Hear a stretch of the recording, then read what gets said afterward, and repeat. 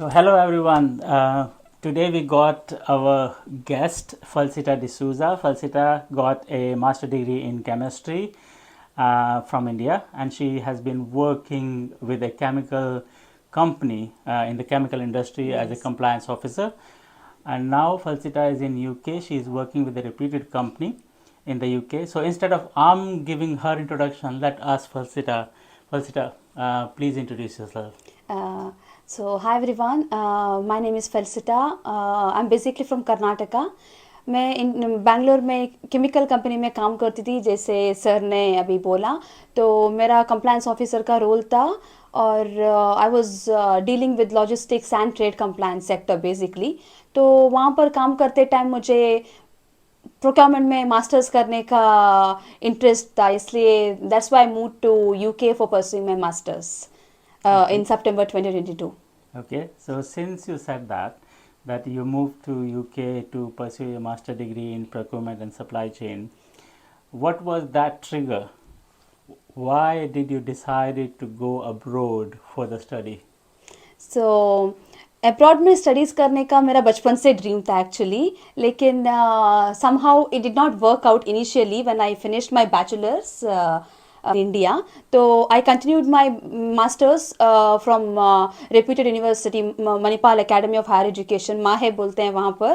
तो और MIT भी बोला जाता है इंजीनियरिंग सेक्टर्स में। तो वहाँ से मैंने मेरा मास्टर्स किया था।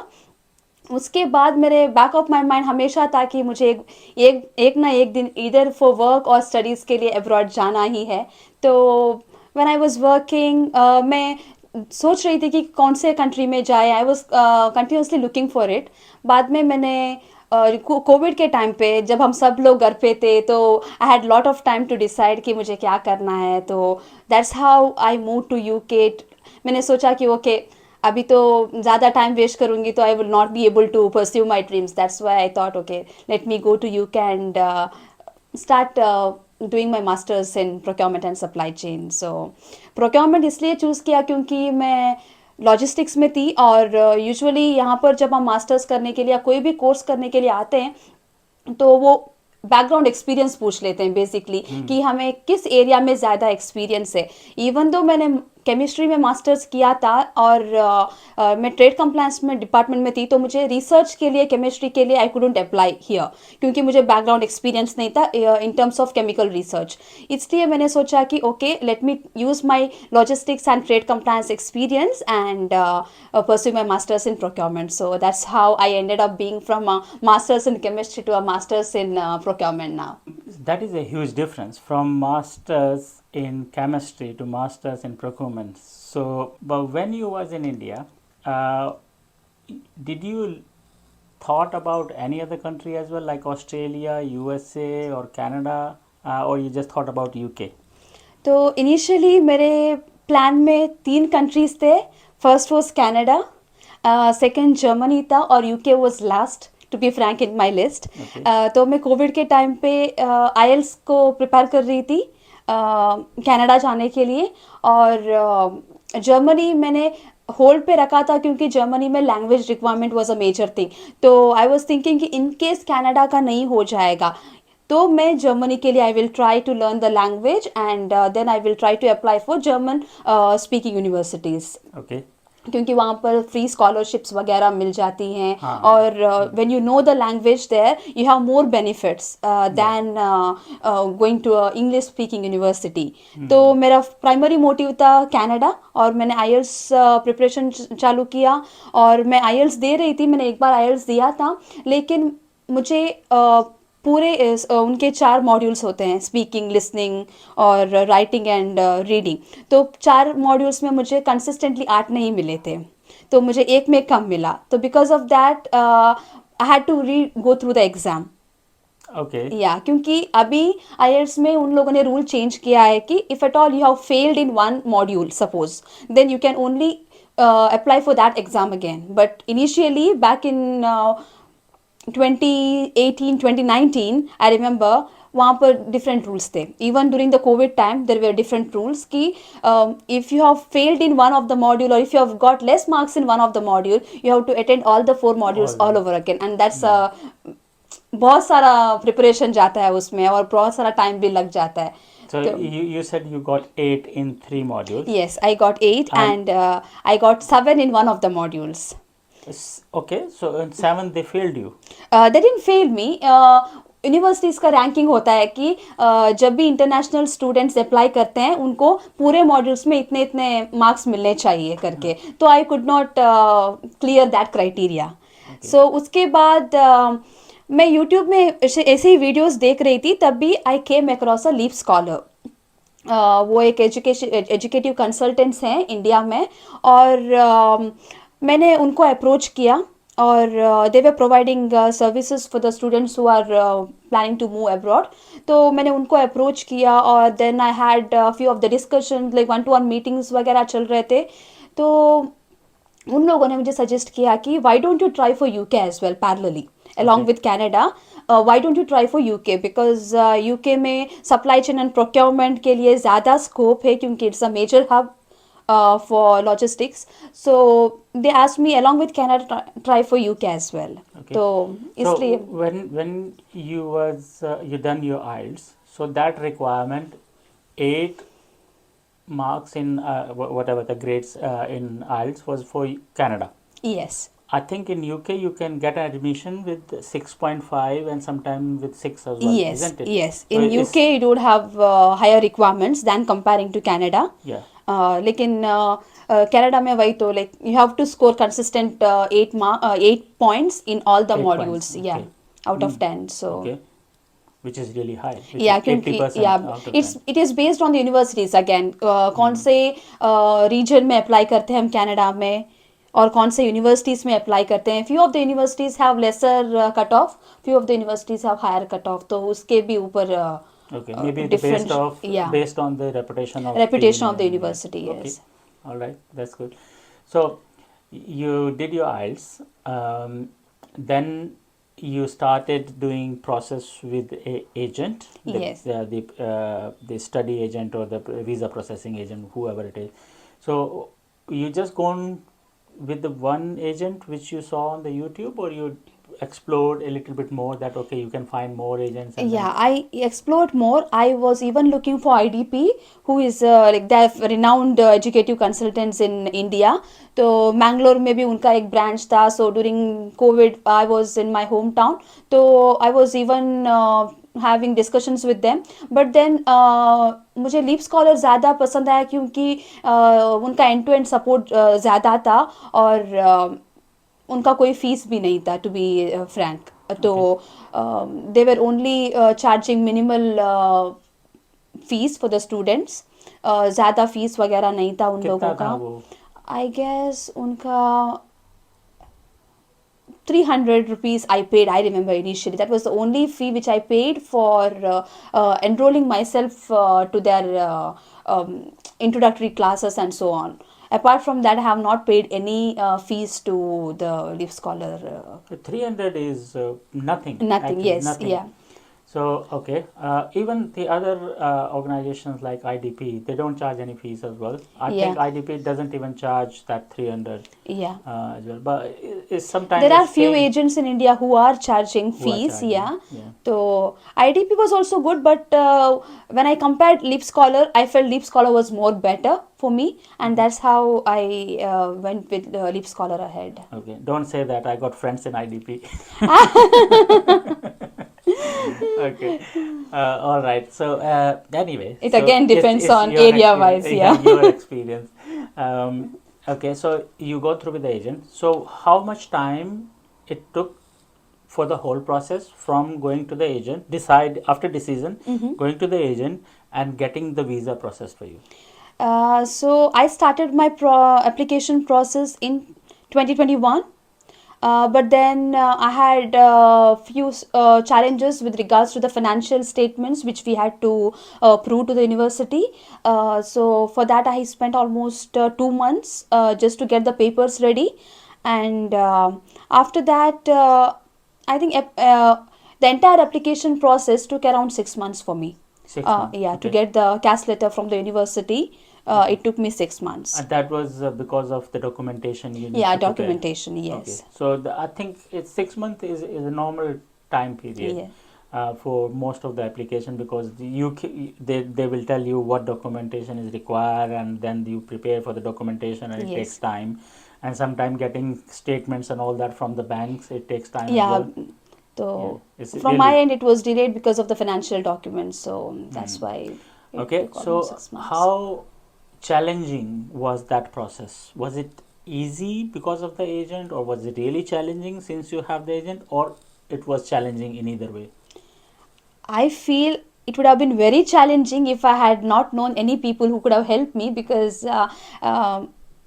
in my area there was nobody who had been to abroad for studies. There are many people whom I know who have settled in Europe and States, but then just for education, I don't know anybody basically.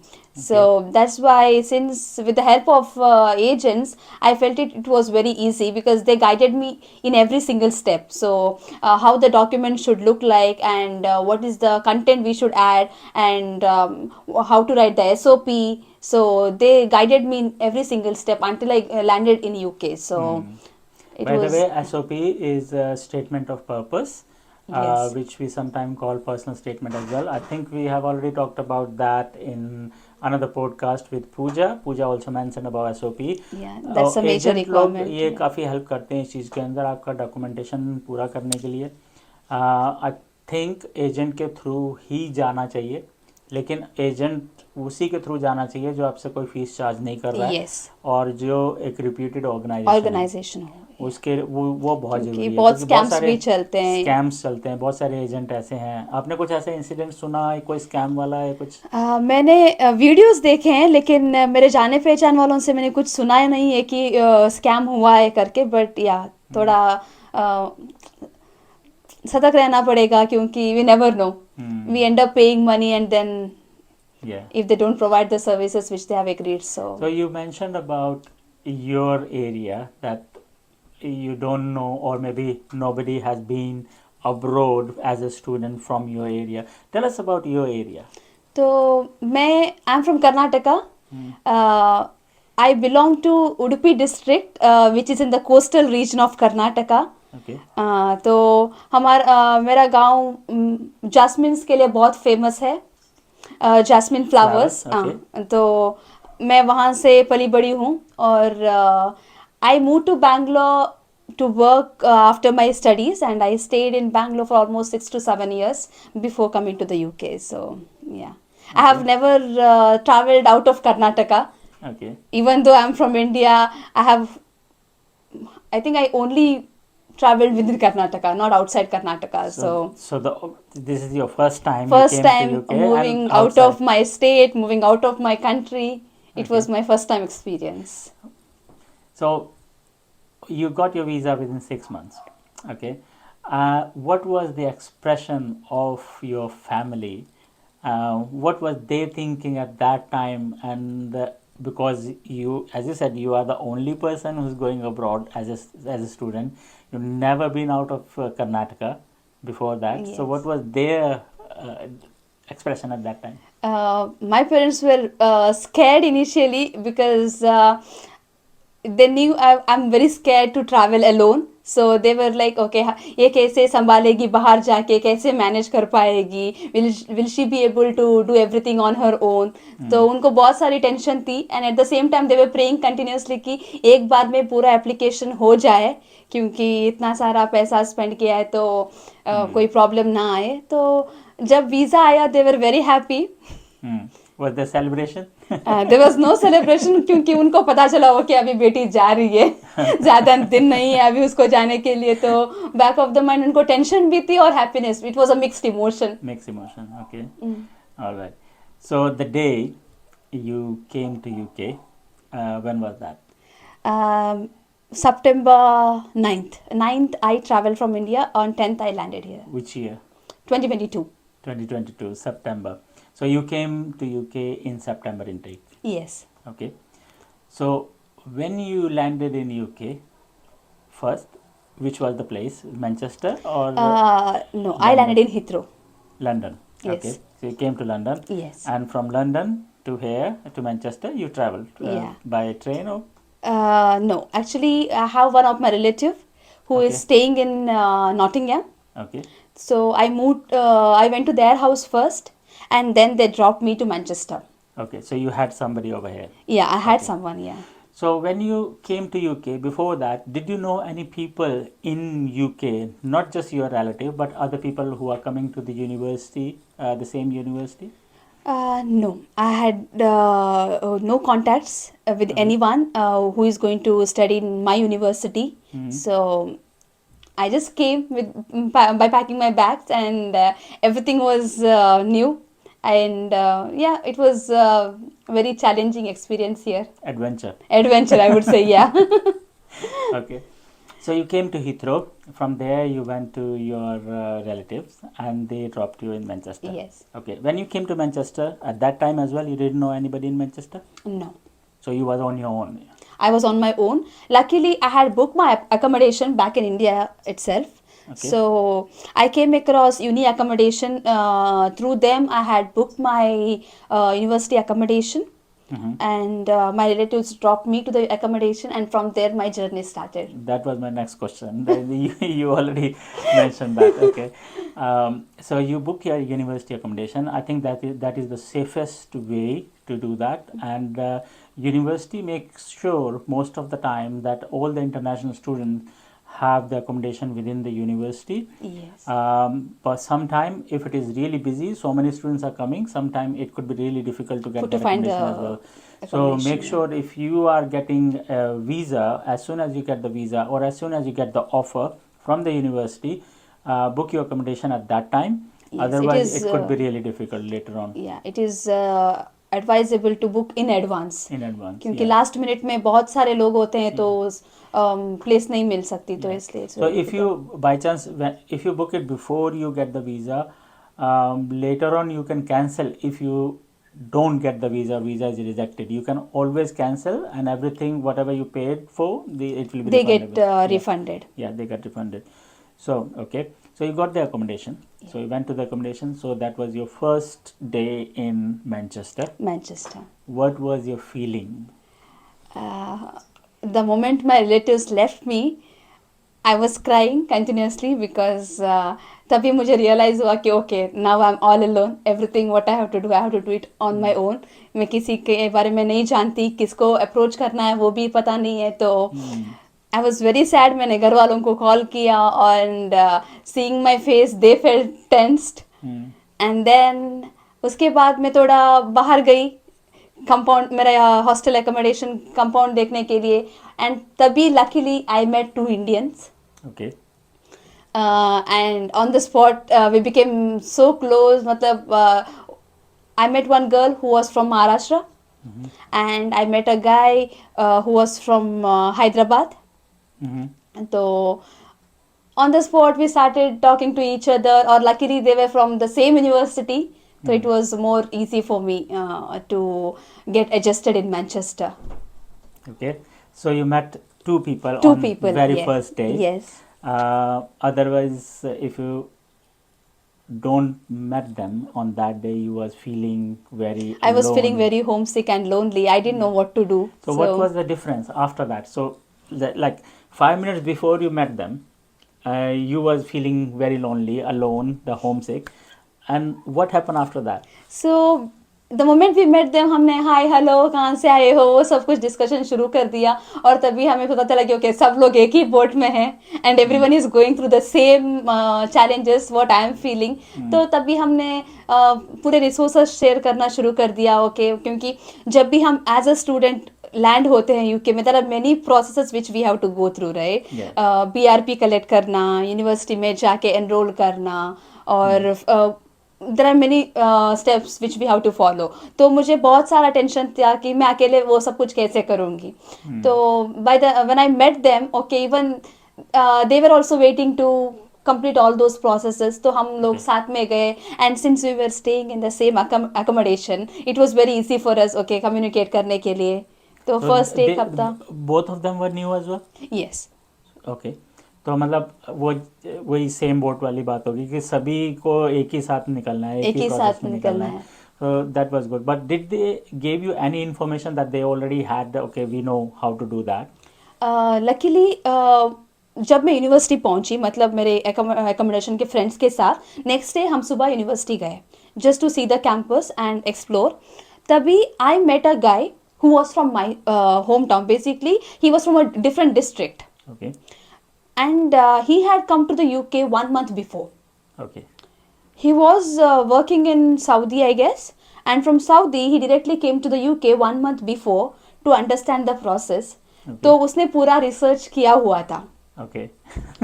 So Okay. because of him, it was very easy for us to understand all of the processes. And उसने till now he guides me. Even though if I have any doubts, I approach him and he'll tell me, okay, ये steps करो, ऐसे करो, वहाँ पर जाओ. तो easy हो गया. it was easy for me. Yeah. सो आपको क्या लगता है कि अगर उस दिन आपको वो दो लोग नहीं मिलते, so how difficult would be for you कि वो सारा प्रोसेस समझना, सीखना, यूनिवर्सिटी तक जाना डिफ़िकल्ट होता या इजीली कर लेते? इजीली तो मैं नहीं बोलूँगी, क्योंकि ऑब्वियसली चैलेंजिंग हो जाता. मे बी मैं यूनिवर्सिटी जाके दूसरे लोगों को पूछ पूछ के बार बार I would have done it somehow. लेकिन इतने जल्दी से नहीं हो जाता सब कुछ. आई थिंक मेरा 1 हफ्ते में मेरा पूरा काम हो गया था. एनआई को अप्लाई करना, बैंक का अकाउंट ओपन करना, जो भी स्टेप्स थे मैंने पूरे खत्म किए थे before I could start my classes. Okay. तो अगर मैं अकेली होती तो I think it would have taken a long time for me to figure out everything and to do it in a proper manner. So do you think कि जब इस तरह की अगर सिचुएशन होती है तो लोगों से बात करना बहुत ज़रूरी है, कम्युनिकेट करना बहुत ज़रूरी है, एक्सट्रोवर्ट होना बहुत ज़रूरी है? जब भी हम हमारे होम कंट्री से बाहर आते हैं तो आई वुड सजेस्ट कि being an extrovert is very important. अगर हम हमारे कंफर्ट जोन में ही रहते हैं, किसी से बात नहीं करते हैं, तो इट इज़ वेरी डिफिकल्ट. क्योंकि अगर हम चुपचाप रहते हैं तो कोई भी हमें आके अप्रोच भी नहीं करेगा. तो हमें जाके दूसरों से दोस्ती करके, थोड़ा बातचीत करके, थोड़ा प्रोसेस को और यहाँ के कल्चर को समझना ही पड़ेगा. Only then you can survive, otherwise it is very difficult for you. ऐसा नहीं है कि हम like queen of Karnataka, so नहीं, they have to come ऐसे and नहीं talk बोल to me. सकते. तुम कर सकती हो या कर सकते हो, लेकिन क्या बोलते हैं, थोड़ा टाइम लगेगा, बहुत स्ट्रगल्स आएंगे लाइफ में. मैं ये कहना चाह रहा हूँ कि whatever you are in your home town और home country, it doesn't work. It doesn't work over you here. Can't think के वो सामने से कोई आएगा तो हमसे बात करेगा. नहीं, इधर ही है कि हम जाके दूसरों के पैर भी पड़ना पड़ेगा अगर जरूरत पड़ी तो. हाँ, we possible have to approach people, we have to talk to them. वो बहुत क्योंकि हर जरूरी एक है. लोगों का डिफरेंट डिफरेंट एक्सपीरियंस भी होता है. तो when we get to hear from them तो हमें पता चलता है कि ओके ये सब कुछ हुआ था, तो वी शुड अवॉइड. काफ़ी लोगों का इस तरह का एटीट्यूड होता है कि वो यहाँ पर आ रहे हैं और होम कंट्री में वो बहुत वेल ऑफ फैमिली से हैं, बहुत रिच हैं, सर्वेंट्स हैं, गाड़ियाँ हैं, सब कुछ हैं, तो वही एटीट्यूड वो यहाँ पर अपने साथ में लेकर आ रहे हैं. तो उनको ये लगता है कि वो सामने से आके मुझसे बात करेगा तो ठीक है, नहीं तो आई एम रियली गुड. सो वैसे लोगों को यहाँ पर थोड़ा एडजस्ट करने के लिए टाइम लगता है. बहुत मुश्किल होता है. बहुत मुश्किल हो जाती है. वो धीरे धीरे समझ जाते हैं क्योंकि लाइफ का लेसन मिल जाता है उनको विद इन 1 मंथ यहाँ पर, तो ऑटोमेटिकली सीख जाते हैं बाद में. तो आप फिर यूनिवर्सिटी पहुँचे, आपने अपना जो भी प्रोसेस था वो किया, क्लासेस शुरू हुई. Yes. What is your experience classes का? फर्स्ट डे का क्या एक्सपीरियंस था? जब हम यूनिवर्सिटी कैंपस में थे, हमें एक दिन इंडक्शन प्रोग्राम शेड्यूल किया था हमारे कोर्स के हेड ने. तो मैं वहाँ पर गई और उस इंडक्शन प्रोग्राम में उन लोगों ने पूरा डिटेल दिया कि ओके कैसे कोर्स स्ट्रक्चर होगा, कितने क्लासेस होंगे और कैसा असेसमेंट होगा. A to Z डिटेल्स उन लोगों ने वहाँ पर शेयर किया. और उसने ये भी शेयर किया कि ओके अगर इन केस हमें कोई डाउट है, कोई एकेडमिक चैलेंजेस हैं, तो किस ग्रुप को जाके, किस टीम मेंबर को जाके अप्रोच करना है. तो हमें A to Z details to survive in university, वो सब कुछ इंफॉर्मेशन शेयर किया था. Okay. So do you think कि वो इंडक्शन प्रोग्राम जो होता है, क्योंकि बहुत सारे स्टूडेंट उसको अटेंड नहीं करते, वो आपको क्या लगता है, is it important to attend that event? I believe it is very important, क्योंकि कभी कभी कुछ लोग अगर उनके पास इंफॉर्मेशन होगी तभी वो शेयर नहीं करते, वो भी होता है यहाँ पर। तो अगर हम इन पर्सन जाके हम ही कुछ सब कुछ सुनते हैं तो इट इज़ वेरी गुड कि ओके हमें पता चलता है कि ओके क्या है क्या नहीं है और कैसा मॉड्यूल्स होते हैं, क्योंकि एजुकेशन इंडिया का और यहाँ का पूरा डिफरेंट है। हम्म। तो पता चलता है, एटलीस्ट एक बेसिक अंडरस्टैंडिंग आ जाती है कि यहाँ पर कोर्स वर्क वो कैसे चलाते हैं करके। तो आपका जो एक्सपीरियंस यहाँ पर अभी तो आप इंडक्शन की बात कर रहे हैं, तो अभी लेक्चर्स जैसे शुरू हुए और आपने अभी कहा कि एजुकेशन इंडिया का और यहाँ का बहुत डिफरेंट है, तो व्हाट इज़ द डिफरेंस, आपको क्या लगता है इसमें? जो मैंने नोटिस किया, इंडिया में लेक्चरर्स आते हैं पढ़ाते हैं, बाद में एग्जाम्स होते हैं, अगर बच्चे समझ में आएगा तो कुछ समझ के लिखते हैं, नहीं तो मेमोराइज करते हैं और पास हो जाते हैं। लेकिन यहाँ पर वैसा नहीं होता है। यहाँ पर तो कैसे हम थियोरेटिकल नॉलेज को प्रैक्टिकल रियल लाइफ में यूज करते हैं, कैसे अप्लाई करते हैं, वो देखा जाता है ज़्यादातर।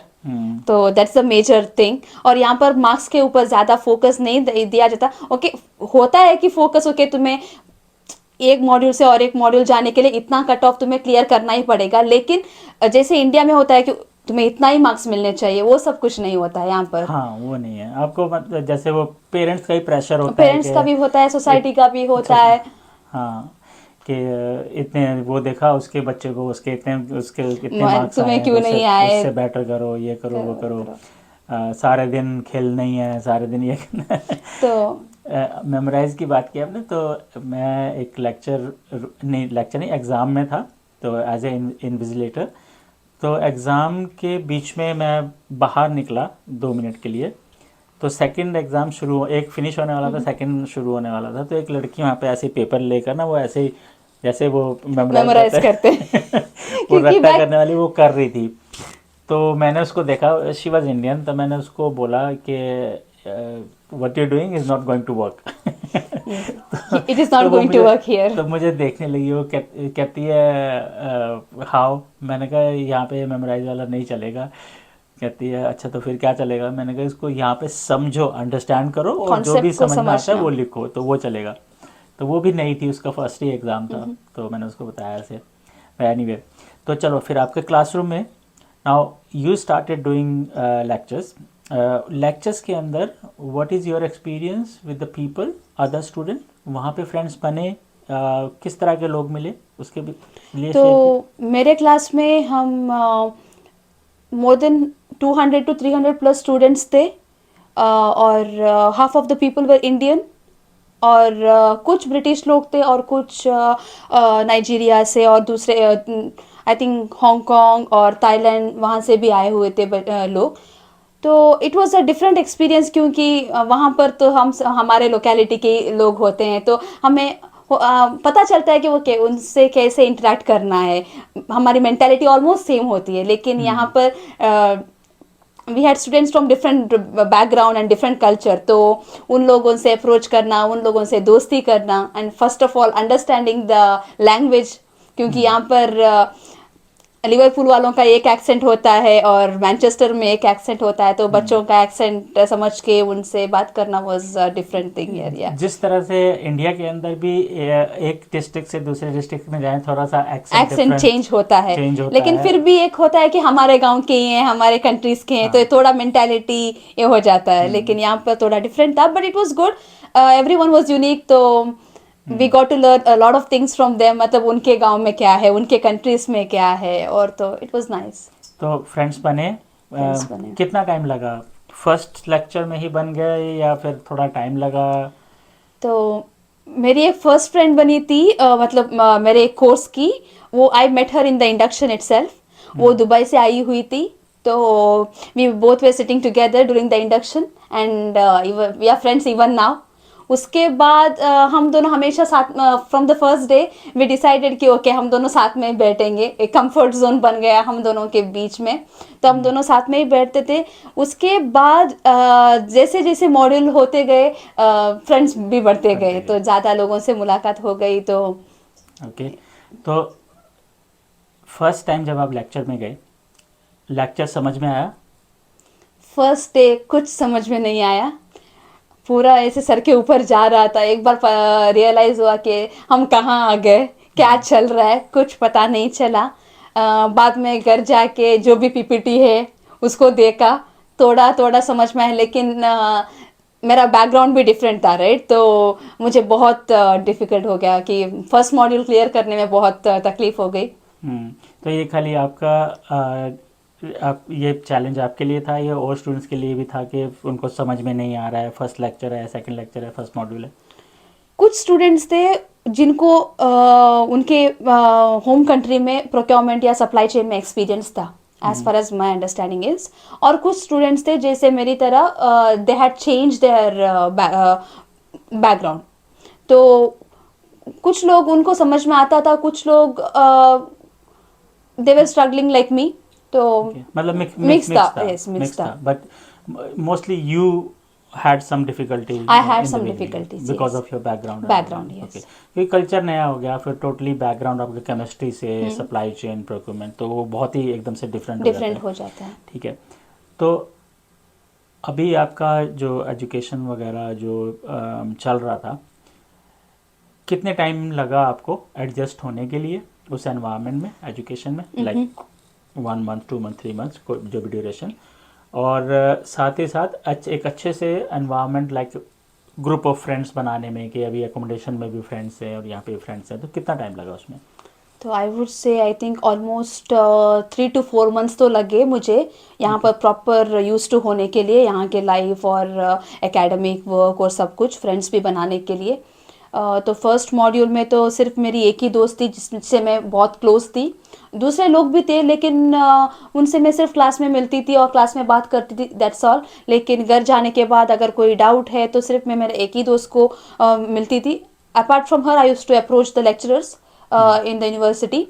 तो बाद में when I move to my second module, वहाँ पर मुझे और 3 फ्रेंड्स मिले। तो उसमें से 2-3 लोग हमसे पहले मॉड्यूल में थे, मतलब उनका इनटेक हमसे पहले था। I think they were from June intake.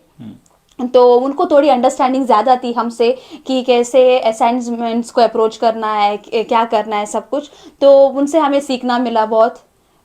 उनके एक्सपीरियंस से वो शेयर करते थे कि ओके इस क्वेश्चंस को ऐसे अप्रोच करो, ऐसे करो। तो we used to learn a lot from them. हम डेली क्लास खत्म होने के बाद थोड़ा टाइम बैठ के डिस्कस करते थे, कोई डाउट्स होता तो उनको भी पूछ लेते थे। सो almost 3 to 4 months लगा हमें। That means it is useful to have friends who are a little bit senior than you, जिनको थोड़ा सा एक्सपीरियंस है, एक्सपीरियंस ज़्यादा होता है, क्योंकि उनका 2-3 मॉड्यूल्स हो जाते हैं by the time we come. तो it is good to learn from their experience as well. So it's all about networking. It's all about approaching people, talking to them, yeah. Okay.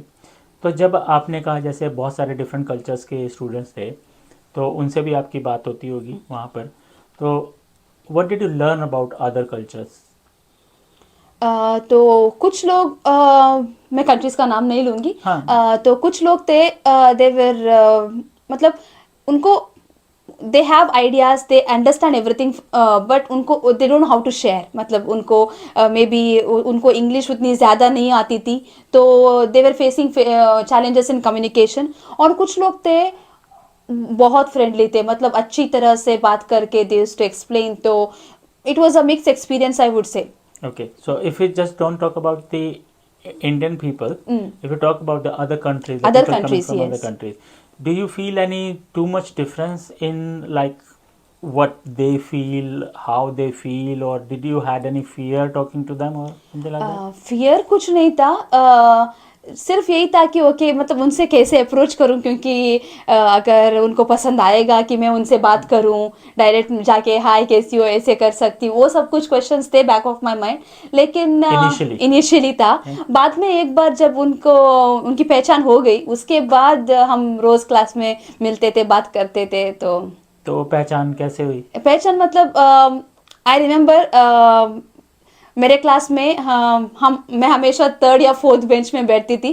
तो मेरे I used to sit at the centre. तो मेरे इस तरफ में कुछ Nigerian students थे, इस तरफ कुछ थाईलैंड के स्टूडेंट्स थे, और ऐसे मिक्स था। और बैक ऑफ बिहाइंड मी एक बंदा बैठता था, वो ब्रिटिश था, और he had some experience in the procurement. तो वैसे जब भी क्लास में कोई कोर्स वर्क देते थे या कोई केस स्टडी देते थे हमें सॉल्व करने के लिए, Discussions. डिस्कशंस के लिए, तो हम साथ में बैठ के यूज टू सॉल्व इट, तो वैसे दोस्ती होगी day by day. Okay, good. So, are they your friend now as well? और अभी क्या क्या डिग्री खत्म हुआ तो बस सब अलग अलग चले गए? नहीं, कॉन्टैक्ट्स में हूँ थ्रू लिंक्डइन कुछ लोगों के साथ, ओके तो या कभी कभी बात होती है. ओके, चलिए ठीक है. तो अभी हमने बात की चैलेंजेस की, स्टडी से लेकर चैलेंजेस की. इसके लिए आप जो लोग आना चाह रहे हैं यहाँ पे उनके लिए क्या टिप्स देना चाहेंगे कि अगर आप स्टडीज़ के लिए आ रहे हैं तो जैसे कि आपने एक तो बताया कि चैलेंजिंग होता है कि उनका कम्युनिकेशन स्किल अच्छा नहीं है, इंग्लिश प्रॉपर नहीं आती है. करेक्ट. तो that could be one thing कि कम्युनिकेशन में थोड़ा सा अच्छा कुछ सीखना चाहिए, कम्युनिकेट किस तरह से करें. दूसरा नेटवर्किंग इज वेरी इंपॉर्टेंट. हाँ, any other tips you want to give at this point? If you are coming to study, I would say कि थोड़ा तुम्हारे जिस एरिया में तुम स्टडी करना चाहते हो उसमें थोड़ा अपस्किल बन के आ जाओ, क्योंकि यहाँ पर एक्सपीरियंस बहुत कंसिडर किया जाता है. तो अगर तुम प्रोक्योरमेंट में कुछ डिग्री कर रही हो तो कुछ if you have a work experience back in India it's well and good, नहीं तो कुछ ऑनलाइन कोर्सेज या कुछ इंटर्नशिप, कुछ try to gain some experience, try to gain some basic understanding, तो बहुत यूजफुल हो जाती है यहाँ पर उस पर्टिकुलर सब्जेक्ट्स के अंदर. Apart from that soft skill तो हर जगह यूज हो जाते हैं यहाँ पर, वेदर इट इज यूनिवर्सिटी और वेदर इट्स अ जॉब. तो आई वुड से कि थोड़ा एक्सपीरियंस लेके आओ, दैट इज वेरी इंपॉर्टेंट. तो मतलब कि उसको उस टॉपिक के ऊपर, उस सब्जेक्ट एरिया के ऊपर थोड़ा सा रिसर्च पहले ही करना चाहिए. और आजकल ऑनलाइन सर्टिफिकेट्स काफ़ी अवेलेबल है लिंक्डइन के ऊपर और यूडेमी में, कोर्सेरा में बहुत सारे कोर्सेस मिल जाते हैं, और प्राइस भी उतनी, मतलब आईएनआर में देखोगे तो प्राइस उतनी नहीं है. तो कुछ ऑनलाइन सर्टिफिकेशन करोगे तो हमारे सीवी में थोड़ा वैल्यू भी बढ़ जाएगा और यूजफुल भी हो जाएगा हमारे लिए. और यहाँ पर आने के बाद यूनिवर्सिटी की तरफ से वो फ्री भी मिलता है आपको, फ्री भी मिल जाता है थोड़े लिंक्डइन के courses, as long as you are a student. हाँ, और जो कि प्रॉपर सर्टिफाइड कोर्सेज होते हैं. यस, आपको सर्टिफिकेट भी मिलता है उसका. करेक्ट. डू यू थिंक वो इस तरह के कोर्सेज वैल्यू ऐड करते हैं सीवी के ऊपर? यस, डेफिनेटली, क्योंकि वो देखते हैं कि हम कितना apart from the course work हम कितना ज़्यादा अपस्किल करते हैं, कितना इंटरेस्ट है हमारे खुद के करियर में, कंटिन्यूअस इम्प्रूवमेंट के लिए, पर्सनल डेवलपमेंट के लिए, वो हमेशा देखा जाता है यहाँ पर. कंटिन्यूस इम्प्रूवमेंट हर कोई देखता है, चाहे आप वो एजुकेशन में रिलेटेड हो या फिर आपका वर्क रिलेटेड में हो, कि आपने प्रोग्रेशन क्या किया है, क्या कुछ नया सीखा है, आप क्या नया सीख रहे हैं. क्योंकि life is changing every day. अभी देखो ना, टेक्नोलॉजी 2020 के बाद अभी टेक्नोलॉजी ने कितना बड़ा इम्प्रूवमेंट किया है. एआई आया, एआई ने बिल्कुल ही बदल के रख दिया सब कुछ. और अगर हम उसके साथ में नहीं चलेंगे तो हम बैकवर्ड बहुत पीछे रह जाएंगे, तो इसलिए नहीं हो पाएगा. ओके, चलो अब अभी आपने जैसे यहाँ पे थोड़ा टाइम निकाला आयुर्वेदिक के अंदर, जॉब्स वगैरह देखना शुरू किया उस टाइम या थोड़ा टाइम बाद किया या आते? तो मैंने जिससे मेरे फ्रेंड्स के बारे में बोला, तो वो लोग डिस्कस कर रहे थे ओके अभी ये सब कुछ फॉर्मेलिटीज़ हो गया, अभी we should start looking for jobs. तो मैं सीवी वगैरह मेरा इंडिया का जो था वही मैंने यूज़ करके इंडीड में और टोटल जॉब्स में वहाँ पर अप्लाई करना शुरू कर दिया.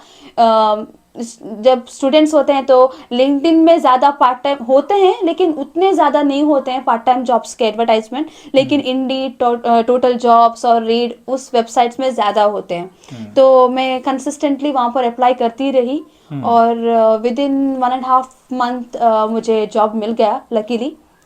तो जो इंडिया वाला सीवी था, MSc in chemistry and chemical industry, तो थोड़ा मैंने डिग्री थोड़ा मैंने इस तरफ थोड़ा मॉडिफिकेशन किया, क्योंकि इन डिटेल वहाँ का एक्सपीरियंस मैं यूज नहीं कर सकती यहाँ पर.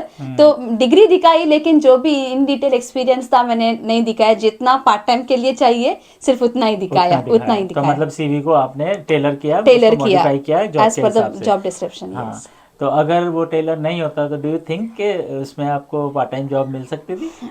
डेफिनेटली वो लोग देखेंगे कि ओके उसने इतनी पढ़ाई की है तो ये यहाँ पर पार्ट टाइम जॉब क्यों कर रही है, मतलब. तो ये बहुत बड़ी प्रॉब्लम होती है. जैसे कि आपने लिखा है कि मैं तो I was assistant general manager in India और यहाँ पर आप जा रहे हैं मैकडोनल्ड्स में जॉब के लिए, Yes. तो मैकडोनल्ड्स बोलेगा you are assistant general manager, you Where have you- been you have been. On that position, now you asking for McDonald's. तो कल को अगर कोई जॉब मिल जाएगी तो तुमने तो छोड़ के भाग जाना है, भाग यू आर जाना है। कमिंग है फॉर टेम्परेरी पोजीशन। तो वो एक बड़ी प्रॉब्लम होती है, फिर वो रिक्रूट नहीं करते हैं। Correct. तो यू वाज लकी कि आपको बहुत जल्दी हाँ, 1.5 month के अंदर मुझे जॉब मिल गया, हम्म, तो मैंने okay. Immediately I join there. तो आप पढ़ाई के साथ साथ वो जॉब करते रहे। यस। जॉब करना, आपने इंडिया में भी काम किया है और यहाँ पर भी काम किया है, तो जॉब करना यूके के अंदर इंडिया से इजी है या डिफिकल्ट है, आपको क्या लगता है? मतलब एक्चुअल जॉब। वर्किंग या हाँ, तो यहाँ पर मुझे याद है जब मैं यहाँ पर काम पे गई थी तो 2-3 दिन उनका ट्रेनिंग था, उसके बाद we had to do everything on our own. तो इंडिया में क्या होता है कि हम ज़्यादा एक्सटेंड कर लेते हैं काम वगैरह और we spend a lot of time working, but यहाँ पर वैसा नहीं होता है। ओके, जो टाइम दिया है उस टाइम पे जाते हैं, उस टाइम पे घर आते हैं। शिफ्ट जो है शिफ्ट होती है। ओके। तो और स्टूडेंट्स को बहुत कम शिफ्ट देते हैं क्योंकि रेस्ट्रिक्शन होता है 20 आवर्स का। तो जो भी ये शिफ्ट जो आपकी जो पार्ट टाइम जॉब थी, ये आपने क्या जॉब स्टार्ट की और would you like to talk about it? हाँ, तो मैं कस्टमर सर्विस टीम मेंबर का जैसे काम करती थी टैको बेल में। तो वहाँ पर मुझे 20 आवर्स का काम होता था मैक्सिमम, और जैसे क्रिसमस हॉलीडेज और अप्रैल के टाइम पे जो ईस्टर्स हॉलीडे होते हैं उस टाइम पे we were allowed to work up to 40 hours. तो कभी कभी 40 आवर्स मिल जाता था, कभी कभी नहीं मिलता था, बेस्ड ऑन द अवेलेबिलिटी। हाँ, तो वो ओवर टाइम मिल जाता है, ओवर उसमें टाइम कभी मिल कभी जाता जब है बैंक हॉलीडेज हॉलीडे के। है या फिर Yes. कोई फेस्टिवल है तो उसके। By the way Taco Bell I think अभी इंडिया में भी है टैको बेल। हाँ, इंडिया में बहुत सारी जगह है अभी। Taco Bell is a food chain store, fast food fast food chain store. Yes. तो काफ़ी अच्छी कंपनी है और काफ़ी सारी अपॉर्चुनिटीज़ टैको बेल पे और दूसरे जो फास्ट फूड स्टोर्स हैं, चेन स्टोर्स, उनके ऊपर काफ़ी मिल जाती हैं पार्ट टाइम अपॉर्चुनिटीज़। तो स्टूडेंट्स को शुरू करने के लिए I think that is it's a good place. मैंने खुद ऑडियंस सिनेमा से शुरू किया था, जो कि पहले नाम था यूसीआई ट्रैफर्ड सेंटर में। ओके। तो वहाँ पर Ben and Jerry ice cream, Ben and Jerry। Ticket counter पर पॉपकॉर्न वो भी सेल किए, तो वो सब काम किए हैं। तो यहाँ पर कोई काम छोटा नहीं है, आपको जहाँ से एंट्री मिलती है वहाँ से एंट्री ले लेनी चाहिए। एक बार एंट्री मिल जाए फिर उसके बाद एक्सपीरियंस बिल्ड और रहता है, और इतनी ट्रेनिंग्स देते हैं वो। ट्रेनिंग्स बहुत सारी होती हैं, और एक बार ऑन द जॉब ट्रेनिंग खत्म होने के बाद ऑनलाइन ट्रेनिंग्स भी होती हैं उनकी। जैसे जैसे उनका न्यू न्यू प्रोडक्ट्स मार्केट में लॉन्च करते हैं, जैसे जैसे उनका एक एक प्रोसीजर चेंज होता है, ऑटोमेटिकली हमारे अकाउंट में न्यू न्यू ट्रेनिंग्स आ जाते हैं और डेडलाइन भी दिया जाता है कि ओके इतने टाइम के अंदर we have to go through the online trainings and then we have to perform live. तो वैसा हो सकता है। शुरू में आई बिलीव आपको भी ऐसा फील हुआ होगा, जब पहली बार आप 2-3 दिन आपने जॉब किया होगा तो आपने सोचा होगा यार मैं ये कहाँ फंस गई हूँ, ये तो बहुत टायरिंग काम है, बहुत मतलब सुबह से लेके या 6 घंटे की शिफ्ट है तो खड़े रहना और काम करना इस तरह के काम के लिए। लेकिन जब फर्स्ट सैलरी जब आती है बहुत खुशी हो जाती है, बहुत खुशी। वो जो सारा पेन होता है ना वो निकल सब जाता है। कुछ भूल जाते हैं। मेरा रूटीन क्या हुआ करता था, सुबह मेरी उस जब मैं था यहाँ पर आया था, जब मैं एमएससी कर रहा था, तो उस टाइम पे वीक में 4 डेज लेक्चर होते थे, और लेक्चर भी 9 to 5। अभी तो 2 दिन के लिए 2 लेक्चर दिन होते हैं 3 ना, दिन खाली होते हैं वो मैक्सिमम। एक 3 घंटा एक दिन, 3 घंटा एक 3 दिन। घंटा है और एक दिन। तो पूरा ऐसे 4 दिन लेक्चर होते थे और 9 to 5। तो मैं 9 o'clock यूनिवर्सिटी होता था और कभी 3 o'clock कभी 4 o'clock ऐसे छूटता था। फिर वहाँ से जॉब पर जाता था ट्रैफर्ड, वहाँ पे रात को 10 बजे 11 बजे तक शिफ्ट होती थी। 6 आवर शिफ्ट या 4 hour 6 shift. Hour 4 hours. Yes. वहाँ से जब वापस आता था तो 1 बज जाता था, कभी 12 बज जाते थे। तो बस ये दिखता था कि बेड मिल जाए किसी बेड तरह। मिल जाए और एक बार जाके सो जाए। हाँ, तो कोई खाने का नहीं, कुछ खाने का भी तो कुछ नहीं, ऐसे ही होता था। और बुक भी नहीं लगती, सिर्फ सोना हाँ, है। बहुत टायरिंग होता है। और फिर सुबह उठो फिर वही रूटीन, फिर जाओ, फिर वही रूटीन, कोई खाना बनाना नहीं, कुछ नहीं, तो वो सब तभी याद आती है घर की। काश कोई होता खाना बनाने के लिए। हाँ ओके, तो ठीक है, आपने फिर जॉब की, फिर आपका ये चलता रहा। अब आप हमें ये बताएं कि यूके में जब से आप आए हैं, आपको क्या किस किस तरह के चैलेंजेस आपको लगे, उसके बाद आपको क्या होम सिकनेस फील हुई जब फर्स्ट टाइम जब आप अकोमोडेशन में गए? उसके बाद भी कोई ऐसी फीलिंग हुई कि होम सिकनेस के यार ये कहाँ गए, हमें वापस जाना चाहिए, या कुछ ऐसा फीलिंग हुआ कभी?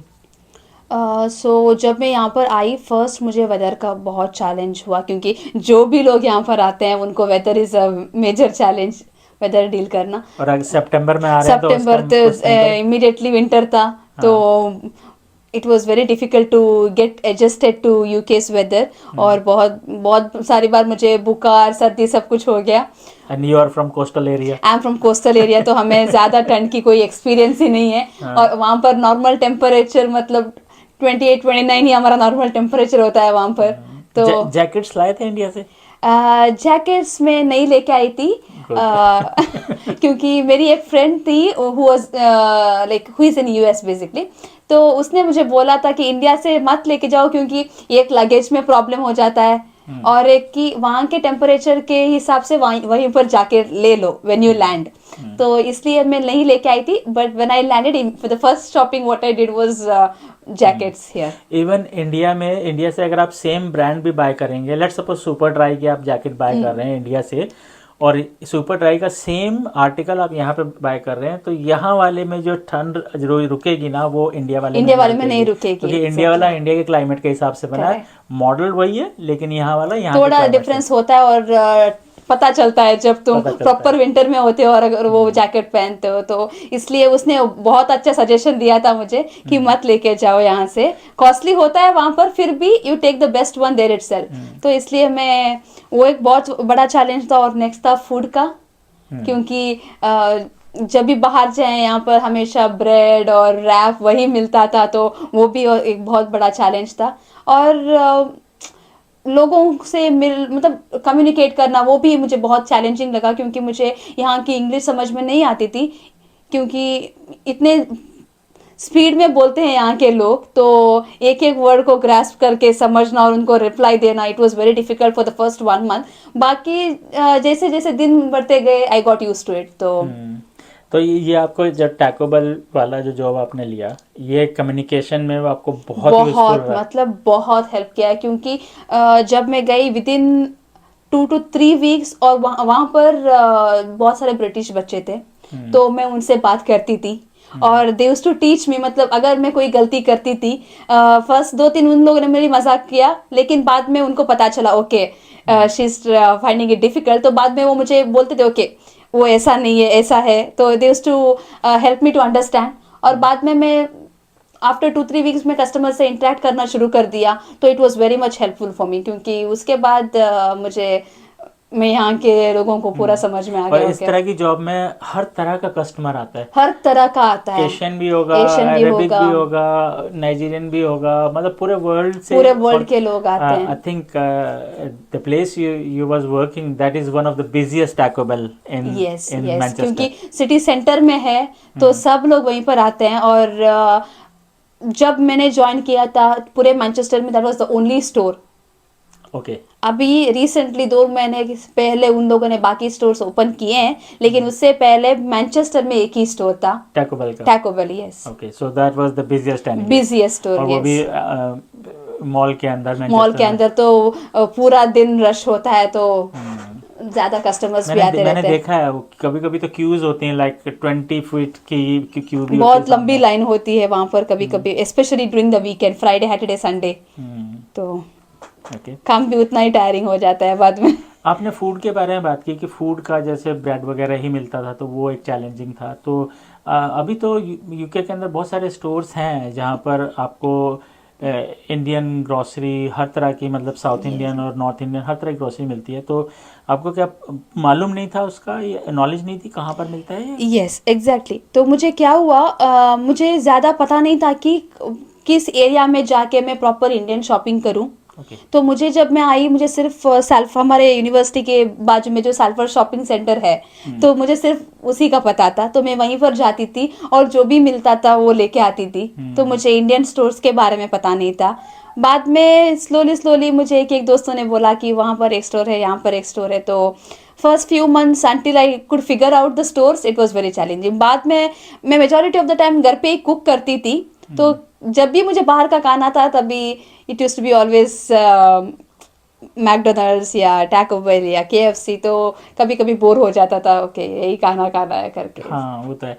आपने सैलफोर्ड शॉपिंग सेंटर की बात की, that is one of my favourite shopping centre. Even क्योंकि इवन आई मिस जब इवन नाउ। जब मैं आया था, वो बहुत छोटा सा शॉपिंग सेंटर है। जब मैं आया था इधर तब वहीं पर जाते थे हम लोग भी, क्योंकि मैं पास में ही रहता था उसके। वहाँ पे जॉन लेस्टर था, was in John Lester as well? No, I was in IQ student accommodation, okay, वो आई गेट। सैलफोर्ड यूनिवर्सिटी के पीछे की तरफ पीछे की है। तरफ है। तो वो एक स्टूडेंट अकोमोडेशन थी, तो वहाँ पर मेरा एक फ्रेंड उसमें था, मैं कैसल एयरवेल में था।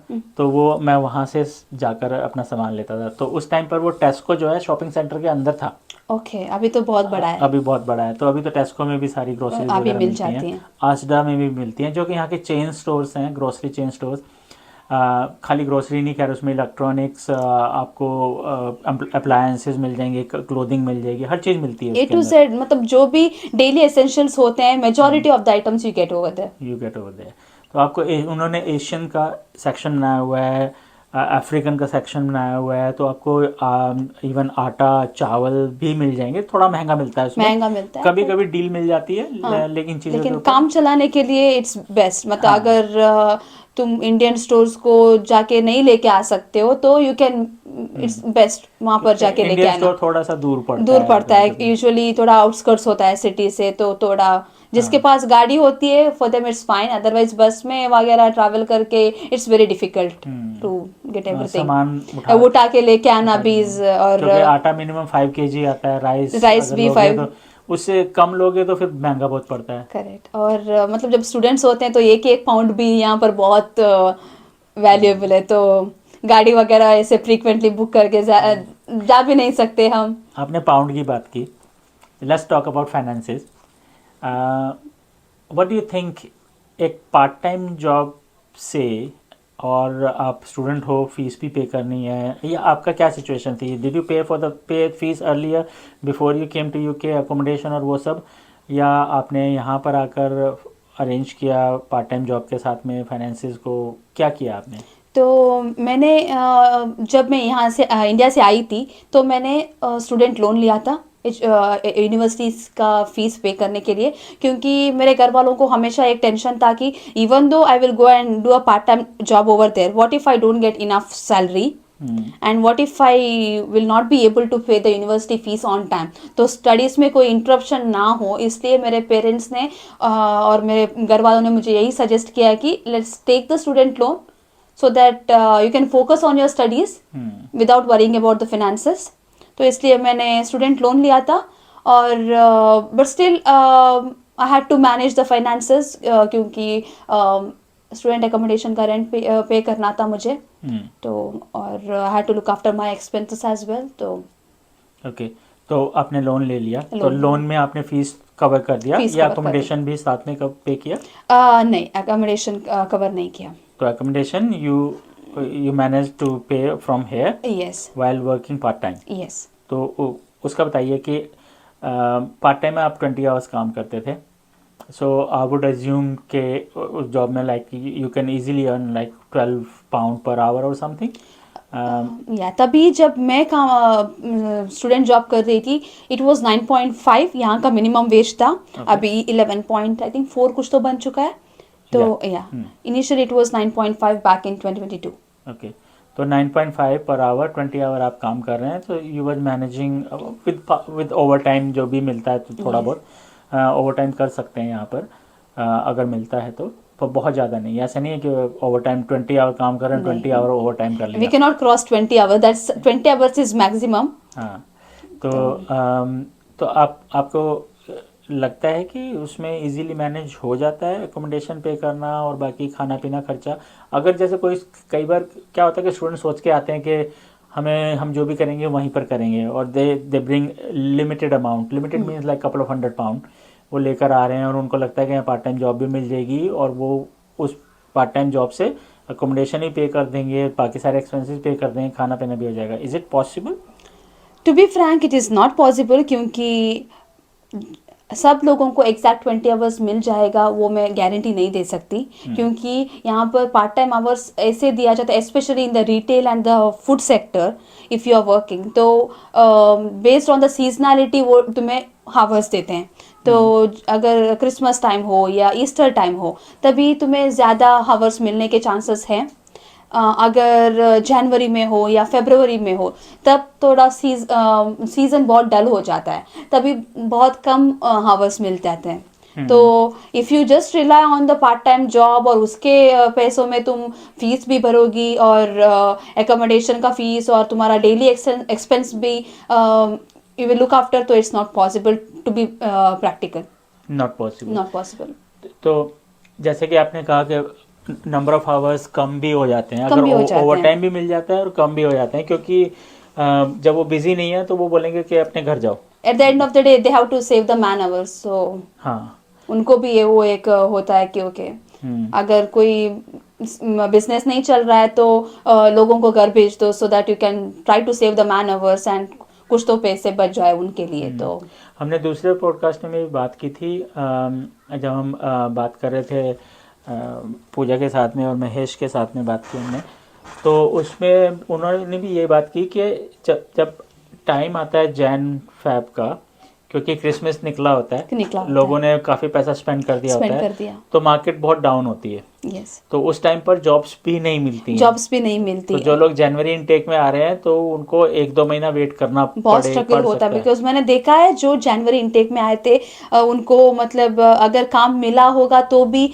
हार्डली 6 आवर्स 7 आवर्स मिला है। I have seen many people, मतलब वो आके बोलते थे कि मुझे रेंट भी पे करना है, मैं क्या कहाँ से पैसे लेके आऊँ, और यहाँ पर वीकली इतने ही मिल रहे हैं, तो वो भी बहुत बड़ा टेंशन है। एक चीज़ और भी है जो मैं रियलाइज़ करता हूँ, यहाँ पर नॉर्मली शिफ्ट होती है तो 4 आवर्स या 6 आवर्स। 6 आवर्स, कभी कभी अगर तुम वीकेंड पे तुम्हें ड्यूटी 8 आवर्स मिल जाती है, ये वीकेंड पे, नहीं तो वीकडेज में मैक्सिमम 6 अगर आप आवर्स। खाली दो दिन कर रहे हैं तो 2 दिन कर रहे हैं, 6 आवर्स 3 दिन कर रहे हैं, 4 आवर्स आप 4 डेज भी कर सकते हैं। जहाँ पर मैं काम करती थी वहां पर मैंने देखा है कभी कभी 6, कभी कभी 4 और कभी कभी 8 आवर्स के लिए बुला लेते हैं, और अगर काम कम है तो 4 घंटे में ही घर भेज देते हैं। तो एक्चुअली में होता क्या, अगर हम इसको मल्टीप्लाई करें, अगर 4 आवर्स है तो 5 डेज अगर आप कर रहे हो तो आई थिंक 5 डेज तो कर ही नहीं सकते, क्योंकि आप यूनिवर्सिटी भी जाना है, बहुत सारी और चीज़ें हैं। तो अगर 5 डेज लेट्स सपोज अगर कर भी रहे हो तो 4 टाइम 5 इज ओके, 20 आवर्स आपको मिल गए। लेकिन अगर 6 आवर्स की है तो 6 टाइम 3 18 आवर्स बनते हैं, तो 2 आवर्स लेस। 2 आवर्स वो नहीं देते, किसी को नहीं बुलाते, तो अगेन इट्स लेस। और अगर 4 आवर्स की आप 5 डेज कर रहे हैं तो आना और जाना वो भी एक एक्सपेंस है, टाइम भी वेस्ट हो जाता है। हाँ, टाइम वेस्ट होता है और पैसा भी लगता है, तो वो उतना ही वहाँ पे एक्सपेंस हो गया, ट्रैवल के आने जाने का खर्चा हो गया। हाँ, तो वो एक्चुअली उसमें ज़्यादा लॉस बनता है आपको, ज़्यादा लॉस बनता है। और अगर 8 आवर्स के कर रहे हैं तो फिर अगर 8 and 8 16, तो फिर वही 16 आवर मिलते हैं आपको। तो 20 आवर पूरे कभी नहीं मिलते क्योंकि मुझे याद है मैंने भी कभी 20 आवर्स, मतलब उन लोगों ने मुझे शिफ्ट देके मैंने कभी 20 आवर्स प्रॉपरली नहीं किया है। कभी कभी मेरे यहाँ क्या होता था, वो लोग देखते थे कि ओके इसको कितने आवर्स बचे हैं, अगर उनको कोई लोग नहीं आया, सपोज एक बंदा और बंदी कोई आने वाली थी, उन लोगों ने नहीं आया, तो उनका कवर अप करने के लिए अगर कोई लोग उनको चाहिए तो वो लोग देखते थे कि इनके पास कितने आवर्स बचे हैं। अगर 1 आवर बचा है तो वो बोलते थे कि ओके हाफ एन आवर रुक जाओ और बाद में घर जाओ, तो वैसे वो करते थे। कभी भी 20 आवर्स बहुत रेयर है, और 10 आवर्स शिफ्ट यहाँ पर कभी भी नहीं मिल जाती, तो इसलिए maximum 18 hours you will work, that's all. मुझे याद है हमने अभी ओवर टाइम की बात की, बैंक हॉलीडे के ऊपर 1.5 मतलब 1.5 टाइम्स ज़्यादा मिलता है, और कभी कभी 2 टाइम्स भी मिलता है। तो बैंक हॉलीडे था एक्चुअली, वो क्रिसमस ईव थी, तो मुझे बैंक हॉलीडे फर्स्ट, मैं 2004 की बात कर रहा हूँ, 2004, ओके। तो उस टाइम पे जो मिनिमम वेज होती थी 4.50 होती थी, ओके। तो मुझे वो शिफ्ट मिली, मैं बड़ा खुश कि मुझे जो है आज 1.5 मिलेगा या 2 टाइम्स मिलेगा, कुछ ऐसे था। मैं बहुत खुश था। तो मैं घर से बाहर निकला मैं बस की वेट कर रहा हूँ, Okay. वेट कर रहा हूँ, और बस नहीं आधा आई। घंटा हो गया, बस नहीं आई। अब क्या करें, फिर पता चला कि आज तो बस बैंक चलती नहीं हॉलीडे है, बैंक तो छुट्टी है। बैंक और स्पेशली अच्छा, क्रिसमस के टाइम पे नहीं उस टाइम पर चलते। Christmas and New Year Eve afternoon के बाद सब कुछ बंद होता था। अभी तो क्रिसमस टाइम पे भी मार्केट खुलती है, यस, क्रिसमस डे पे भी खुलती है, क्रिसमस डे पे चलती है, लेकिन ऑन 25th को बंद होते हैं। 25th सिनेमाज वगैरह अब अभी सिनेमास वगैरह होते हैं। खुलते यस। हैं, तो उस टाइम पे बंद होता था। तो 24th ईव को खुलते थे वो। तो मैंने क्या किया, मैंने प्रॉमिस किया हुआ, कमिटमेंट किया हुआ शिफ्ट के लिए, तो मैंने टैक्सी लिया। तो मुझे पता था कि taxi will charge like 10 pound वहाँ तक जाने का, और मैंने पहले कैलकुलेट कर लिया था आज मुझे शिफ्ट के 50 पाउंड मिलने हैं। तो 10 पाउंड अगर लग भी गए तो कोई तो बात 40 नहीं, पाउंड्स बचेंगे। बचेंगे। तो मैं टैक्सी लिया, टैक्सी जब वहाँ पे उतरा उसने कहा 20 पाउंड। मैंने कहा क्यों? कहते डबल चार्ज डबल चार्ज, उनका भी डबल चार्ज, एग्जैक्टली। तो उनका भी डबल था, तो उसने 20 लिए। ठीक है, मैं शिफ्ट पर गया। वहाँ पर जितना ही मैंने काम किया, बीच में मैंने एक जाके जब ब्रेक हुआ मेरा तो मैंने कुछ खाया, तो 10 पाउंड के आसपास वहाँ पे खर्च हो गया खर्चा हो मेरे। गया। तो वो करने के बाद फिर वापस मैं बाहर निकला तो बस तो थी नहीं, तो I have to take a taxi again. Taxi again. और उस दिन जो हमारा ड्रॉपिंग था, डोर स्टेप ड्रॉपिंग था, अगर हम 9 o'clock के बाद शिफ्ट ख़त्म कर रहे हैं तो। ओके। लेकिन मेरी शिफ्ट ख़त्म हो रही थी 9 o'clock से पहले। तो वहां पर तो भी पैसे बर्बाद। वहाँ पे बर्बाद, तो वापस आया, फिर टैक्सी ने 20 पाउंड लिया, तो मेरे 50 पाउंड बराबर हो गए। जो कमाया वो घटा है। हो गया, चला गया। मैंने उसके बाद ये ओवर टाइम वाला काम किया ही नहीं, नहीं करना ही नहीं है ओवर टाइम वाला काम। इससे तो अच्छा है कि घर पे बैठे हैं, पैसे जो है पैसे वो बचाए। कोई फायदा नहीं है। नहीं हुआ ओवर टाइम का काम करने से। चलो, तो आप क्या अभी जो लोग हैं वो जो आ रहे हैं इधर, आप उनको कोई ऐसे इंसिडेंट बताना चाहें कि जिससे कि उनको कुछ मैसेज मिले, या फिर कोई ऐसी स्टोरी जिससे आपको लगे कि कुछ टिप्स आप दे सकते हैं उनको? कोई ऐसा है आपके पास, यूनिवर्सिटी से लेकर या जॉब से लेकर? तो फर्स्ट टिप मैं यही देना चाहूँगी कि जैसे हमने पहले डिस्कस किया अपस्किलिंग के बारे में, तो जो भी तुम एक्सपीरियंस लेके आ सकते हो इट्स वेल एंड गुड, क्योंकि बहुत काम आएगा यहाँ पर। और सेकेंडली डिटेल्ड प्लान के साथ आओ कि तुम्हें bye the time you land here, जब भी तुम्हारा कोर्स ख़त्म होता है और उसके बाद कैसे तुम्हें काम ढूंढना है, क्योंकि जब हम आए थे यूके के जॉब मार्केट उतना कॉम्पिटिटिव नहीं था, लेकिन जैसे दिन बढ़ते जा रहे हैं बहुत चैलेंजेस है यहाँ पर जॉब ढूंढने के लिए। तो from day one have a detailed plan. और जब भी यहाँ पर यूनिवर्सिटी में टाइम होता है तो थोड़ा कोर्सेज वगैरह करके सीवी बना के और थोड़ा कनेक्शंस बढ़ाओ, कभी ना कभी वो यूज़ हो जाते हैं यहाँ पर। तो that's what I would suggest कि डिटेल्ड प्लान के साथ आओ। ऐसे नहीं कि मैं जाऊंगा वहाँ पर एंजॉय करूंगा then I will figure out, no. क्योंकि अभी बहुत सारे बच्चे आ रहे हैं तो, और बहुत सारे इन्फॉर्मेशन मिलती है ऑनलाइन कि क्या स्ट्रगल्स है, क्या है, कैसे अप्रोच करना है, सब कुछ है ऑनलाइन। तो वो सब कुछ प्री स्टडी करके आओ और तुम्हारा भी एक बैकअप प्लान बना के आओ कि कैसा है वहाँ पर सरवाइव करना है, कैसे दिन गुजारने हैं, सब कुछ in a way have a detailed plan and then come. आपने जब आप इंडिया में थे आपने प्लानिंग किया था कि कितना आप अर्न कर सकते हैं वहाँ पर, कितना वेजेस है, वो सब प्लान कर टू किया बी था? फ्रैंक मैंने फिनेंस के बारे में मतलब सिर्फ इतना सोचा था कि what if I don't get a job, कि क्या होगा।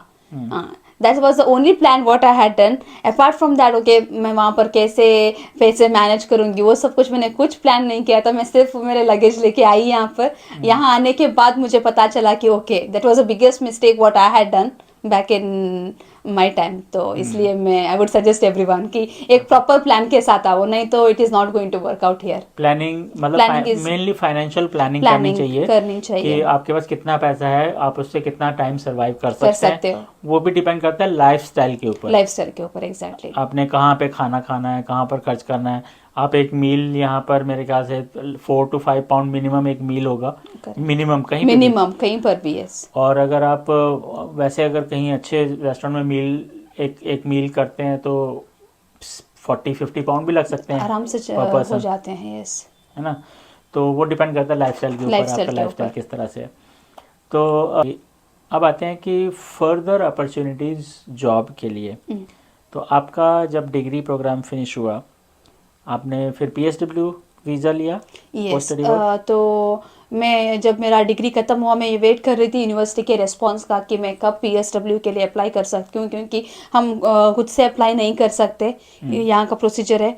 तो जब मेरे यूनिवर्सिटी ने मुझे मेल भेजा कि okay now you can apply for PSW, उसके बाद हमने PSW के लिए अप्लाई किया था। ओके, सो कोर्स ख़त्म होने के बाद when they they give you the result and everything, आप Yes. उसके बाद फिर वो उसके ईमेल करते हैं कि ईमेल अब आप करते ले हैं। सकते हो? तो हर एक यूनिवर्सिटी में कंप्लायंस डिपार्टमेंट होता है, तो who deal with all the visa requirements, तो उनके थ्रू मेल आ जाता है कि ओके अभी तुम अप्लाई कर सकती हो PSW के लिए, और हमारा कैश नंबर वगैरह सब कुछ यहाँ पर वो वही शेयर करते हैं, विच इज़ वेरी यूजफुल। तो आपने कंप्लायंस डिपार्टमेंट की बात की, जो कि home office home office compliance compliance department, home department office exactly. हमारा जो वीज़ा का जो ऑफिस है उसको बोलते हैं। तो उसका क्या रोल क्या आता है? Do you know anything about it? क्या? तो as per as my understanding वो मेनली हमारे वीज़ा रिलेटेड इश्यूज वो सब कुछ हैंडल करते हैं।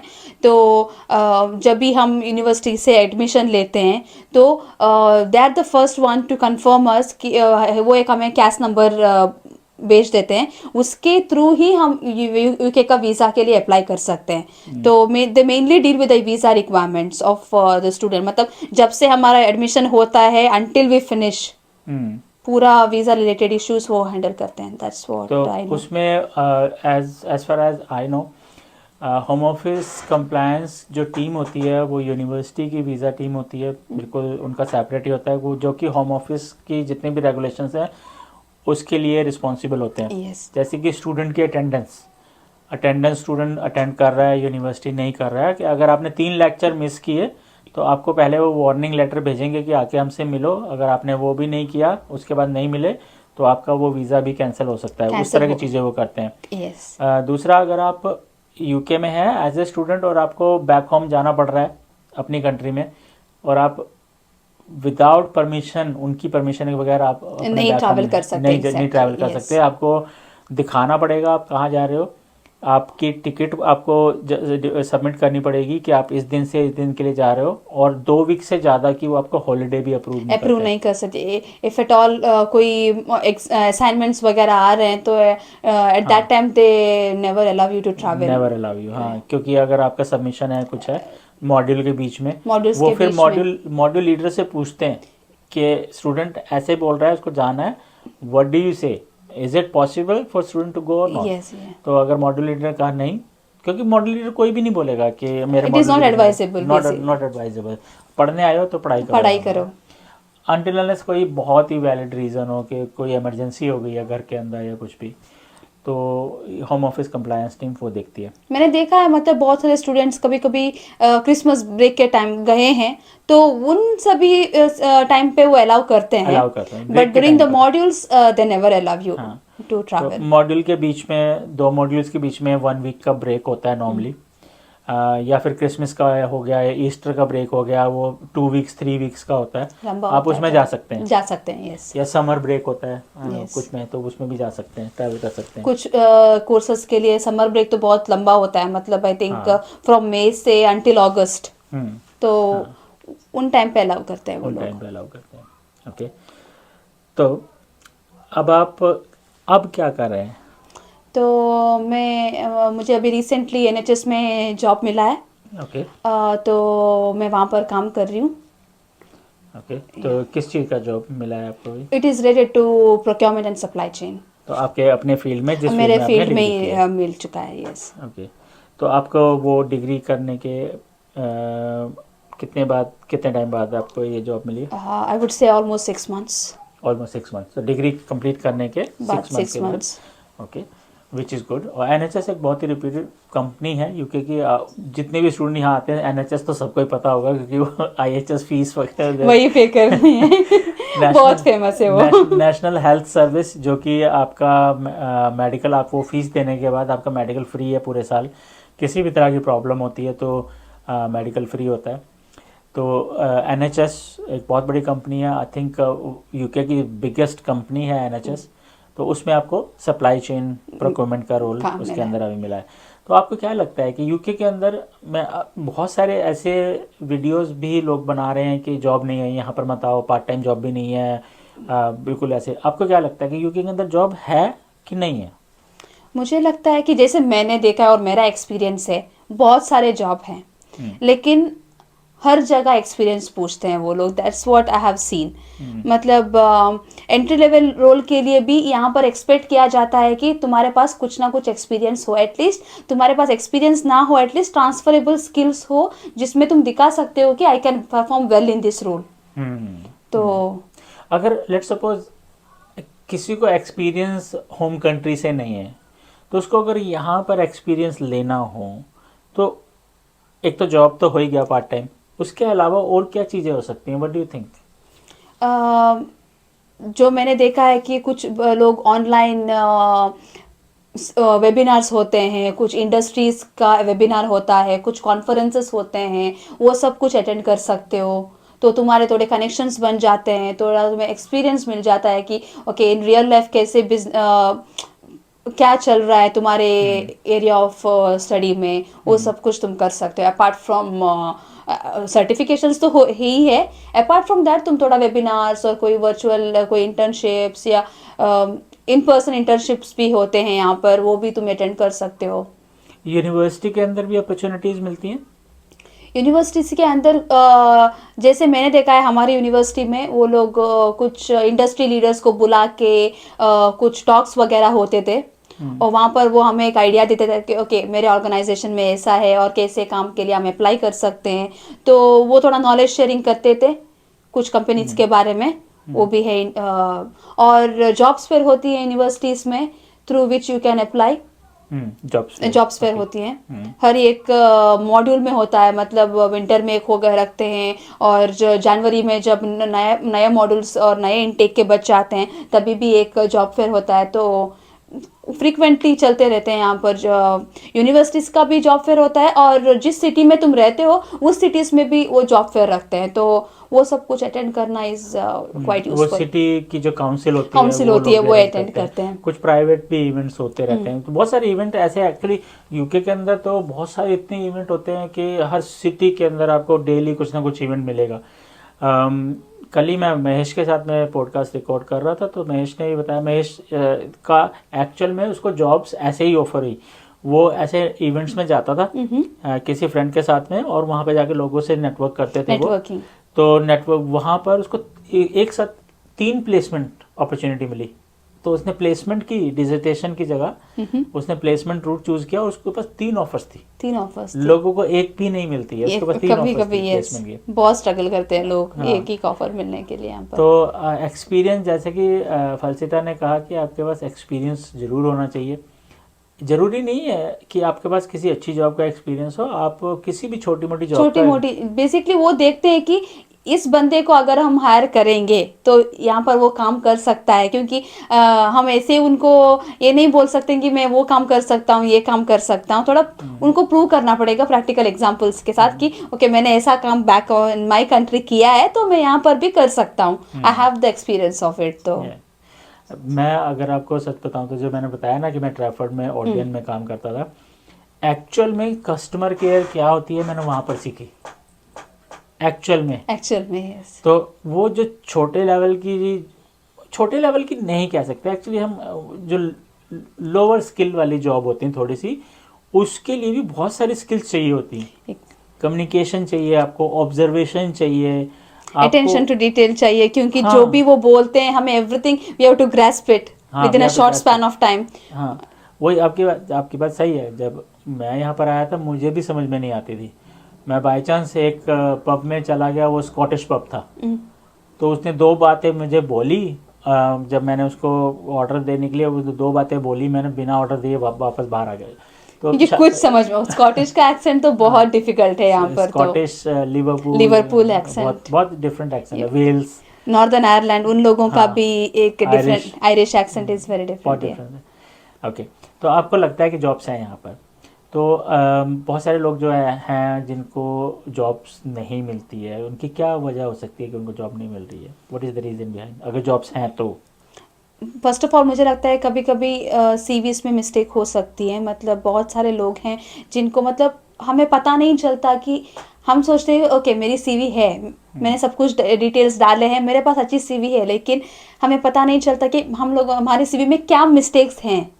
तो आजकल बहुत सारे एआई के टूल्स हैं जिसमें हम ओके बोल वी कैन चेक कि कैसी बनानी चाहिए सीवी वगैरह, लेकिन अगर हम वो टूल्स वगैरह नहीं यूज़ कर सकते तो मतलब अच्छी तरह से सीवी बना के तुम जॉब्स को अप्लाई करोगे, और जैसे जॉब डिस्क्रिप्शन होता है वैसे हमारा सीवी चेंज करना वो भी इम्पोर्टेंट है, क्योंकि पूरे जॉब्स के लिए हम एक ही सीवी भी नहीं यूज़ कर सकते यहाँ पर। सीवी टेलर करना पड़ता है, सीवी टेलर करना पड़ता है as per the job description. आपने एआई टूल की बात की, आई थिंक कुछ लोग ऐसे भी हैं जो सिर्फ और सिर्फ एआई टूल के ऊपर रिलाई करते हैं और अपना सीवी मॉडिफाई करके भेज देते हैं, खुद से नहीं देखते हैं। खुद से नहीं देखते हैं। तो maybe one of the reason ये हो सकता है कि बीइंग लेजी काइंड ऑफ कि बस हो गया मतलब इसके लिए इतना टाइम क्यों स्पेंड करना। हाँ, मतलब वो फोकस नहीं होता एक है। वो होता ना क्या वर्ड यूज करें उसके लिए, कि एक डिटर्मिनेशन नहीं होता है, डिटर्मिनेशन नहीं है कि मुझे जॉब चाहिए, ठीक है ना, मुझे ही चाहिए। तो वो डिटर्मिनेशन अगर नहीं है तो वो चीज़ नहीं होगी। लेकिन मैंने बहुत सारे लोगों को देखा है कि उनकी सीवी भी अच्छी होती है लेकिन इंटरव्यू में वो कम्युनिकेट नहीं कर पाते, मतलब उनके पास नॉलेज है वो शेयर नहीं कर सकते कि ओके, लेकिन इंटरव्यू तक तो पहुंचे ना पहले। इंटरव्यू तक करेक्ट एग्जैक्टली। तो अगर सीवी ठीक नहीं है तो वो इंटरव्यू में भी नहीं पहुंचेगा। हाँ, फिर इंटरव्यू की बात आती है, लेकिन पहले तो मेन चीज तो सीवी है। सीवी अगर आपका ठीक है, शॉर्टलिस्ट हो गया, तो फिर आप इंटरव्यू की तैयारी कर सकते हैं। और सुकेत के साथ में जो पॉडकास्ट किया था तो सुकेत ने कहा कि मैंने इंटरव्यू दिए मैंने कि मैंने उसी से लर्न किया कि मैं क्या मिस्टेक कर रहा हूँ, और उससे मुझे इतना लर्निंग हुई कि आज मैं इतनी अच्छी जॉब पर लैंड हुआ। मुझे भी याद है जब मैं यहाँ पर आई थी मेरी CV I think almost 3 page थी, क्योंकि जो भी काम किया है A to Z इन्फॉर्मेशन, मतलब जैसे टिप्पणी लिखते हैं वैसे मैंने लिखी थी, क्योंकि इंडिया में उतना एम्फोसाइज नहीं किया जाता कि ओके तुम्हें इतनी ऐसे, अभी इंडिया में भी बहुत कंपटीशन है, लेकिन जब हम आए थे 2-3 साल पहले तभी उतना ये नहीं था कि तुम्हारी सीवी ऐसी ही होनी चाहिए। वहाँ पर उतना स्ट्रिक्ट इवैल्यूएशन भी नहीं करते सीवी का। तो जैसे जैसे इंटरव्यू चलते गए तो मेरी सीवी अभी ऑलमोस्ट 1 पेज बन चुकी है। मतलब कैसे तुम कुछ फ्यू लाइंस में तुम्हारा इंफॉर्मेशन कन्वे कर सकते हो। वो देखा जाए, कम्युनिकेशन बेसिकली, यस, चाहे वो राइटिंग में हो, रीडिंग में हो, कुछ भी हो, यस। कम्युनिकेशन स्किल से रीडिंग से फिर याद आया, आपने आइल्स वहाँ पर जो किया था, तो डू यू थिंक वो आइल्स जो स्टडी किया वो यहाँ पर आपको यूनिवर्सिटी में वो वाला आइल्स की एजुकेशन कुछ काम आई? जब हम यूनिवर्सिटी में असाइनमेंट्स लिखते थे तब जब मैं आईएलटीएस की प्रिपरेशन कर रही थी इंडिया में, मैं सोचती थी कि इतना सारा क्यों है भाई, मतलब इतना सारा क्यों प्रोसेस है इनका। उनको पता नहीं चलेगा क्या हमें इंग्लिश नहीं आ रहा है, इंग्लिश आ रहा है करके। तो यहाँ आने के बाद पता चला क्योंकि क्यों रीडिंग मॉड्यूल होता है, क्यों लिसनिंग होता है, क्यों ईच मॉड्यूल के ऊपर इतना एम्फोसिस किया जाता है। जब मैं यहाँ पर कोर्स वर्क और असाइनमेंट्स कर रही थी तब मुझे पता चला। तो IELTS was very useful. कुछ जॉब एप्लीकेशंस बहुत लेंथी होते हैं, बहुत आपको अगर अच्छी जॉब चाहिए तो कुछ तो मेहनत करनी पड़ेगी। और डिफरेंट टाइप्स ऑफ इवैल्यूएशन होता है यहाँ पर, मतलब कुछ कंपनीज में मैंने देखा है पैरामेट्रिक टेस्ट, और मतलब ईच सॉफ्ट स्किल वो कैसे कैसे डिफरेंट वेज में इवैल्यूएट करते हैं यहाँ पर। और ये जो सॉफ्ट स्किल्स की बात जो आपने की है, ये मोस्टली स्किल्स अगर वो वहाँ से सीख कर नहीं भी आ रहे ना तो वो यूनिवर्सिटी के अंदर सीख सकते हैं।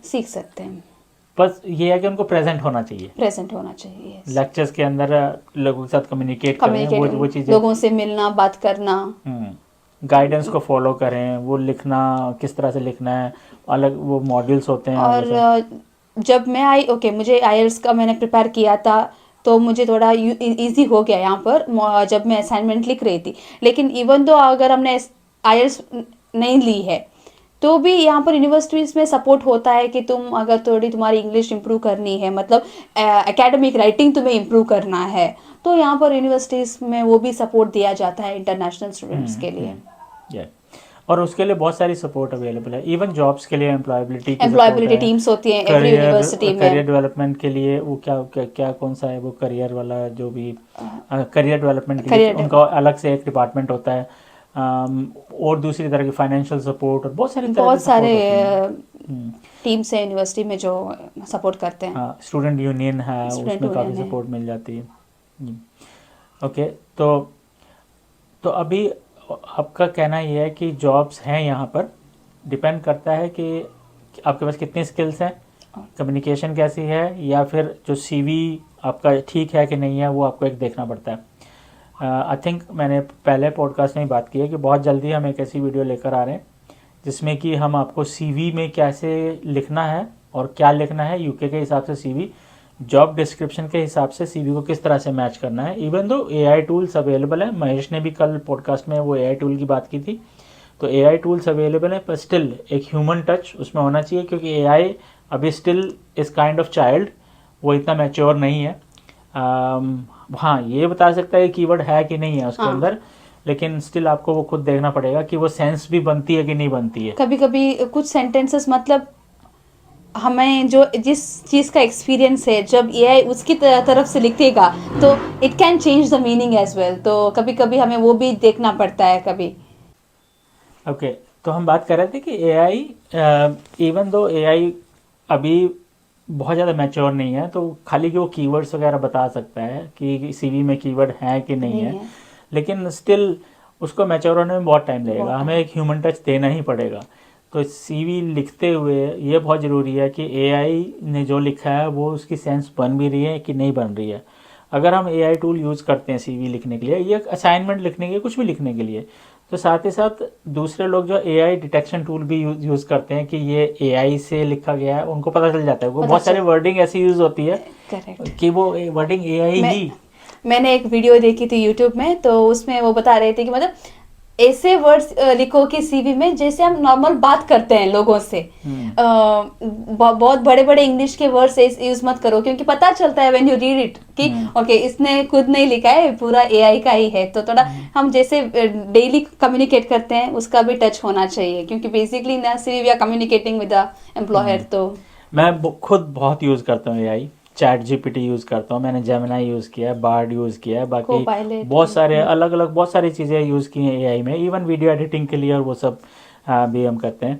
तो कुछ बहुत ही सिंपल सी चीज़ें, जैसे कि एआई चैलेंजिंग को बोलेगा डॉन्टिंग, ठीक है, तो वो डॉन्टिंग लिखेगा। तो चैलेंजिंग बहुत एक सिंपल वर्ड है, लेकिन वो अमेरिकन इंग्लिश में वो वहाँ पर डॉन्टिंग बोलते हैं, तो वो उसको डॉन्टिंग ले लेता है। तो इस तरह से हम जब स्टूडेंट असाइनमेंट लिखते हैं तो हम पकड़ लेते हैं कि ये एआई से लिखा हुआ है, आपने किसी भी तरह से उसको थोड़ा बहुत चेंज किया है। और बहुत सारे ऐसे एप्लीकेशंस आते हैं कि असाइनमेंट में वो बता देते हैं कि प्लेजरिज्म कितना है, एआई से लिखा है कि नहीं लिखा है। If you have experience of using, मतलब अगर तुम्हें पता है कि एआई कैसे कैसे यूज करते हैं तो फटाक से तुम पकड़ सकते हो कि ज़्यादा टाइम नहीं लगता, ज़्यादा टाइम नहीं लगता, बहुत ईजी है।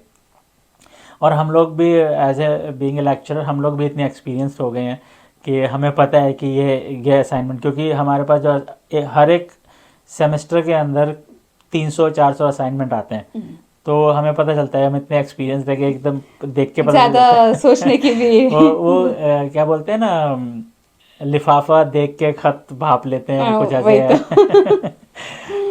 तो ओके, चलिए अभी आप हमें ये बताइए कि फाइनली आपको एक अच्छी जॉब मिल गई है एनएचएस के अंदर, आपको क्या लगता है कि लॉन्ग टर्म पर्सपेक्टिव क्या है यूके के अंदर? इकॉनमी जब से आप आए हैं, इकॉनमी अच्छी जा रही है या डाउन जा रही है? आपको क्या लगता है कि लॉन्ग टर्म आपको, मतलब स्टूडेंट जो आना चाहते हैं उनके लिए लॉन्ग टर्म का क्या फ्यूचर नज़र आता है कि है यहाँ पर यूके के अंदर, या इंडिया जाना बेटर है? What do you think?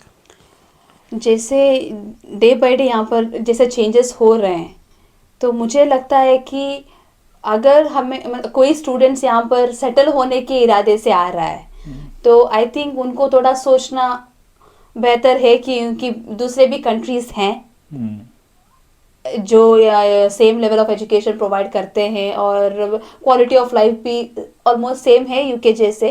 तो थोड़ा सोचो, और जैसे every person has their own criteria. तो हम तुम्हारे जो क्राइटेरियाज हैं वो इवेल्युएट करो, और after that if you feel okay UK is only the best then you come. But आने से पहले थोड़ा स्टडी करो, क्योंकि यहाँ आने के बाद में मत सोचो कि मुझे उस कंट्री में जाना था. तो थोड़ा स्टडी करके आ जाओ, क्योंकि as far as I know यहाँ पर बहुत सारे चेंजेस हो रहे हैं अभी. तो थोड़ा स्टडी करो यहाँ पर आने से चेंजेस पहले. इन द सेंस आप visa regulation visa regulation specially, क्योंकि पहले यहाँ पर तुम्हें ILR मिलने के लिए ये नंबर ऑफ इयर्स बहुत कम थे, लेकिन अभी अगर तुम स्टूडेंट रूट से आ रहे हो और बाद में तुम्हें ILR चाहिए, तो almost it has reached I think 9 years और समथिंग नाउ. मतलब पूरा ILR मिलने के लिए तो number of years they have extended. और डे बाय डे वो डिपेंडेंट वीज़ा के ऊपर चेंजेस कर रहे हैं. तो वो सब कुछ है. और कुछ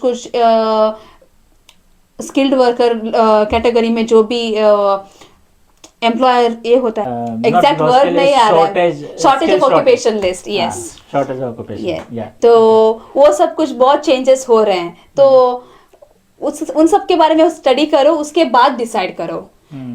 वैसे मतलब तो आप ये कहना चाह रहे हैं कि पहले अच्छी तरह से रिसर्च करो. यस, आपने पहले बोला कि प्लान करो, कुछ स्किल्स सीखो वहाँ पर, और फिर यहाँ के लिए सोचो. लेकिन ऑप्शंस और भी अवेलेबल हैं अगर लॉन्ग टर्म की बात करते हैं. लॉन्ग टर्म अगर तुम्हारा मतलब सिर्फ स्टडीज का प्लान है और उसके बाद इंडिया जाना है, देन इट्स फाइन. मतलब क्वालिटी ऑफ एजुकेशन अच्छी है, आके you can study and then maybe whatever plans you have you can continue with it. But if you have plans of staying for a longer term, तो थोड़ा ज़्यादा उसके बारे में study करके आ जाओ. बाद में पछताने से अच्छा है कि पहले ही थोड़ा स्टडी करके आ जाओ. स्टडी कर लो. Okay, one last question. आपको अभी तक का जो एक्सपीरियंस है, आपको क्या लगता है आपके फ्रेंड सर्कल में या वैसे कुछ लोगों को शायद मिला भी हो, स्पॉन्सरशिप का क्या लगता है आपको? स्पॉन्सरशिप्स हैं, मिलती हैं लोगों को कि नहीं मिल रही हैं? आपकी क्या अंडरस्टैंडिंग है उसमें? जिन लोगों को मैं जानती हूँ उसमें से सिर्फ मेरा एक दोस्त है जिसको स्पॉन्सरशिप मिला है, लेकिन उसको लास्ट ईयर मिला, मतलब 2022 में मिला. 2023 में मिला उसको. सो 2024 में मैं किसी के बारे में नहीं जानती जिसको स्पॉन्सरशिप मिला है मेरे फ्रेंड सर्कल में. तो क्योंकि अभी रूल्स बहुत स्ट्रिक्ट किए हैं उन लोगों ने, और सैलरी थ्रेशोल्ड भी बढ़ाई है, तो इसलिए स्पॉन्सरशिप के चांसेस बहुत कम हो चुके हैं यहाँ पर. कम हो चुके हैं. ओके, तो ओके, आपके फ्रेंड सर्कल में अभी तक एक ही दोस्त को मिला. आपके फ्रेंड्स कितने हैं यहाँ पर? ऑलमोस्ट 10 लोग होंगे अभी 10 तक. लोग, मतलब एक को मिला. 10 में से 10% लेकर चलें, 10% चांसेस हैं. यस. ओके. वैसे तो बहुत सारे फ्रेंड्स हैं, लेकिन जिसको मैं बहुत क्लोज से जानती हूँ वो तो उनमें से. ओके, जिन्होंने जो कि स्टूडेंट आए हैं और स्टूडेंट रूट से उनको स्किल्ड वीजा मिला है. ओके, लेकिन चांसेस हैं. मतलब अगर हम डॉक्टर्स की या हेल्थ केयर प्रोफेशंस की बात करें, तो उनमें तुम्हें बहुत इजी है स्पॉन्सरशिप मिलना, क्योंकि उन प्रोफेशंस में उन लोगों ने उतना रिस्ट्रिक्शन भी नहीं डाला है. लेकिन और सैलरी अगर तुम्हारी अच्छे बैंड में होगी तो तुम्हें स्पॉन्सरशिप मिलने के चांसेस हैं. लेकिन थ्रेशोल्ड में होनी चाहिए, जो भी कट ऑफ अभी गवर्नमेंट ने सेट किया है. पल्सिटर ने सैलरी के बैंड की बात की, तो बैंड में जिस तरह से बैंड चलता है, लाइक 1 2 3 4 5, तो 1 सबसे लोअर बैंड, जो लेट सपोज के लोअर बैंड मान के चलते हैं 20,000 का है. फिर 2 हो गया, वो 21,000 या 22,000 का हो गया. फिर 3 हो गया, फिर वो 23,000 का हो गया. तो इस तरह से बैंड बढ़ता चला जाता है. तो अलग अलग लोगों का अलग अलग कंपनीज के अंदर बैंड होता है. Not all the companies but most of the government organisation they have a band. तो जिसको यहाँ पे बैंड सैलरीज के होते हैं, तो वो भी एक देख लेना चाहिए कि हम कहीं पर अगर हम अप्लाई कर रहे हैं तो वो जॉब किस बैंड की निकली है. अगर वो बैंड आपका जो रिक्वायरमेंट है स्पॉन्सरशिप के लिए उससे अगर नीचे आ रहा है, तो आपके चांसेस हैं कि जब तक आप उस बैंड पे नहीं पहुंचेंगे आपको स्पॉन्सरशिप नहीं मिलेगी. चांसेस बहुत कम है. हाँ, बहुत कम है. तो आपको उस बैंड पे पहुंचने के लिए कम से कम 1-2 साल लग जाएंगे. और अगर आप PSW वीज़ा के ऊपर हैं तो वो आपको 2 साल तो आपके उसी में निकल गए, और उसके बाद भी वो उनकी मर्जी आपको प्रमोट करते हैं कि नहीं करते हैं उसके बैंड के ऊपर. तो ये बहुत सोच समझ के कैलकुलेटेड रिस्क होना चाहिए. आप जहाँ पे भी जॉब ले रहे हैं वो कैलकुलेट करके कि हमें कितने टाइम में मिल सकती है, हमें ऑब्वियसली वो परफॉर्मेंस भी और देखेंगे। ऑर्गेनाइजेशन ज्वाइन करने से पहले ही चेक करना अच्छा है कि मतलब वो एम्प्लॉयर के पास लाइसेंस है कि नहीं, हाँ, स्पॉन्सरशिप करने के लिए उसकी तो लिस्ट ऑनलाइन अवेलेबल होती है होम ऑनलाइन अवेलेबल होती गवर्नमेंट है। की वेबसाइट में, हाँ। तो वहाँ पर जाके हम चेक कर सकते हैं। हम्म, अगर लेकिन हम लाइसेंस नहीं होगा तो स्पॉन्सर भी नहीं कर स्पॉन्सर सकते नहीं तो कर सकते, लेकिन ये टू गेट एन एक्सपीरियंस आप स्टार्ट कर सकते हैं उनके साथ में, क्योंकि जॉब मिल रही है, साथ साथ आप दूसरी देखते रहो। पैरेलली दूसरी भी देख सकते हैं हाँ, और दूसरी भी देख स्किप सकते कर हैं। सकते हैं लेकिन उसके कई बाद। बार वो इम्प्रेशन अच्छा नहीं होता ना, कि आपने 3 महीने काम किया फिर दूसरी जॉब पकड़ ली, तो वो एक होता है कि अभी 3 महीने तुमने वहाँ काम किया तो फिर ये क्यों। तो वो पहला क्वेश्चन होता है, why do you want to work here. Second question होता है कि वो क्यों छोड़ा। तो वो नॉर्मली इंडिया में भी यही क्वेश्चन होते यही हैं। होता है, हर एक एम्प्लॉयर्स का क्वेश्चन होता हाँ, है पहला क्वेश्चन यही होता रीजन है। फॉर लीविंग और हाँ, और वो तो एक्चुअली उसमें जो एप्लीकेशन होता है उसी में लिखना होता है यहाँ पर। Exactly yes. तो ओके, तो आप फाइनली क्या कहना चाहेंगे लोगों के साथ में बुलेट पॉइंट्स के अंदर, कि अगर आप यूके आ रहे हैं या आप यूके में हैं, तो ये 2-3 चीज़ें हैं कि आपको इसके ऊपर फोकस रखना चाहिए, एजुकेशन के ऊपर या जॉब के ऊपर, फाइनेंस के ऊपर, आपको जो भी लगता है 2-3 बुलेट पॉइंट वो बताएं कि ये चीज़ का फोकस आपको रखना चाहिए। तो अगर आप यूके में स्टूडेंट बन के आ रहे हो तो एक तुम अच्छी तरह से कोर्स सेलेक्ट करो जिसमें तुम्हारा एक्सपीरियंस है, और उसके बाद डे वन से हार्ड वर्क करना शुरू कर दो, ताकि जब तुम्हारा यूनिवर्सिटी खत्म हो जाए तुम्हारे हाथ में एक जॉब हो। और अभी पीएसडब्ल्यू का नंबर ऑफ इयर्स भी वो कम करने के डिस्कशन चल रहे हैं। अभी फिलहाल के लिए 2 साल हैं, उसके बाद we never know what is going to happen. तो इसके लिए जितना भी टाइम है हमारे पास उसका उसका बेस्ट यूज करने के लिए अच्छी तरह से हार्ड वर्क करो, दैट व्हाट आई वुड से।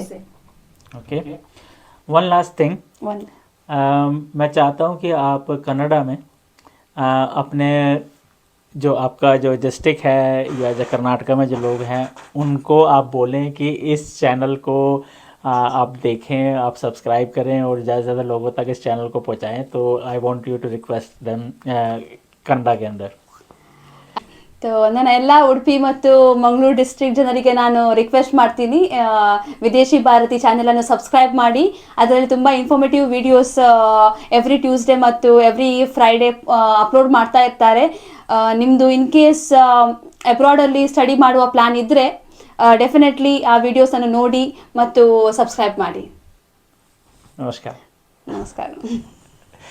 Okay, thank you very much. आपने यू सेड विदेशी भारती इस विदेशी show now. Okay, sorry. It's all right. It's okay. So Felicita ji, thank you very much. हमें बहुत अच्छा लगा आपके साथ पॉडकास्ट करके। आई एम श्योर आपको भी बहुत अच्छा लगा होगा। Thank you for inviting me. Thank you very much. Thank अगर you. आप कुछ आपका क्या फीडबैक है पॉडकास्ट से रिलेटेड, आप क्या कहना चाहते हैं कि how can we do it, how can we improve it?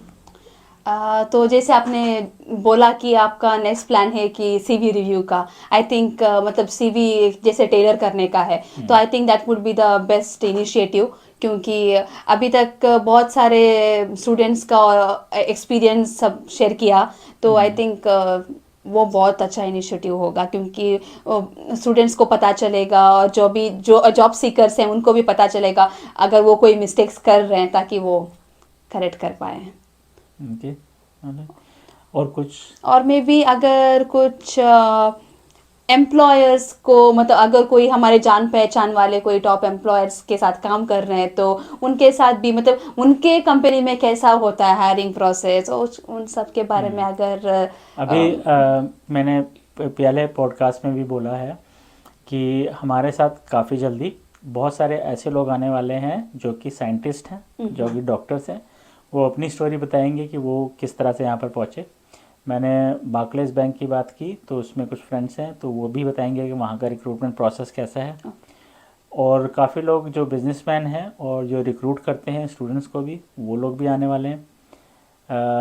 कुछ लोग जो कि मॉर्गेज एडवाइज़र हैं, जो कि घरों में डील करते हैं।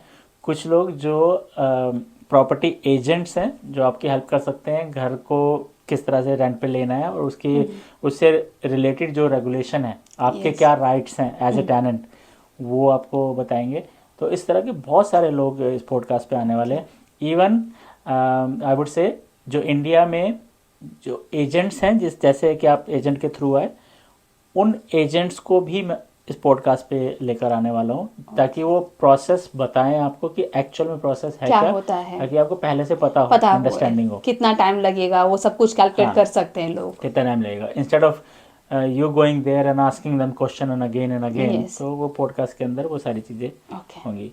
तो ऐसे काफ़ी सारी चीज़ें लेकर आ रहे हैं। दूसरा, आपको तो पता ही है, लेकिन व्यूअर्स के लिए हमारा एक चैनल और है जो एजुकेशन से रिलेटेड है, जिसमें आपको डिसर्टेशन कैसे लिखनी है, असाइनमेंट कैसे लिखनी है, क्रिटिकल राइटिंग और वो सब सारी वीडियोस उसके अंदर हैं। वो बहुत इन्फॉर्मेटिव है, क्योंकि जब हमने हमारी जर्नी शुरू की वही वीडियोस वगैरह रेफर करके हमने हमारा असाइनमेंट लिखा था।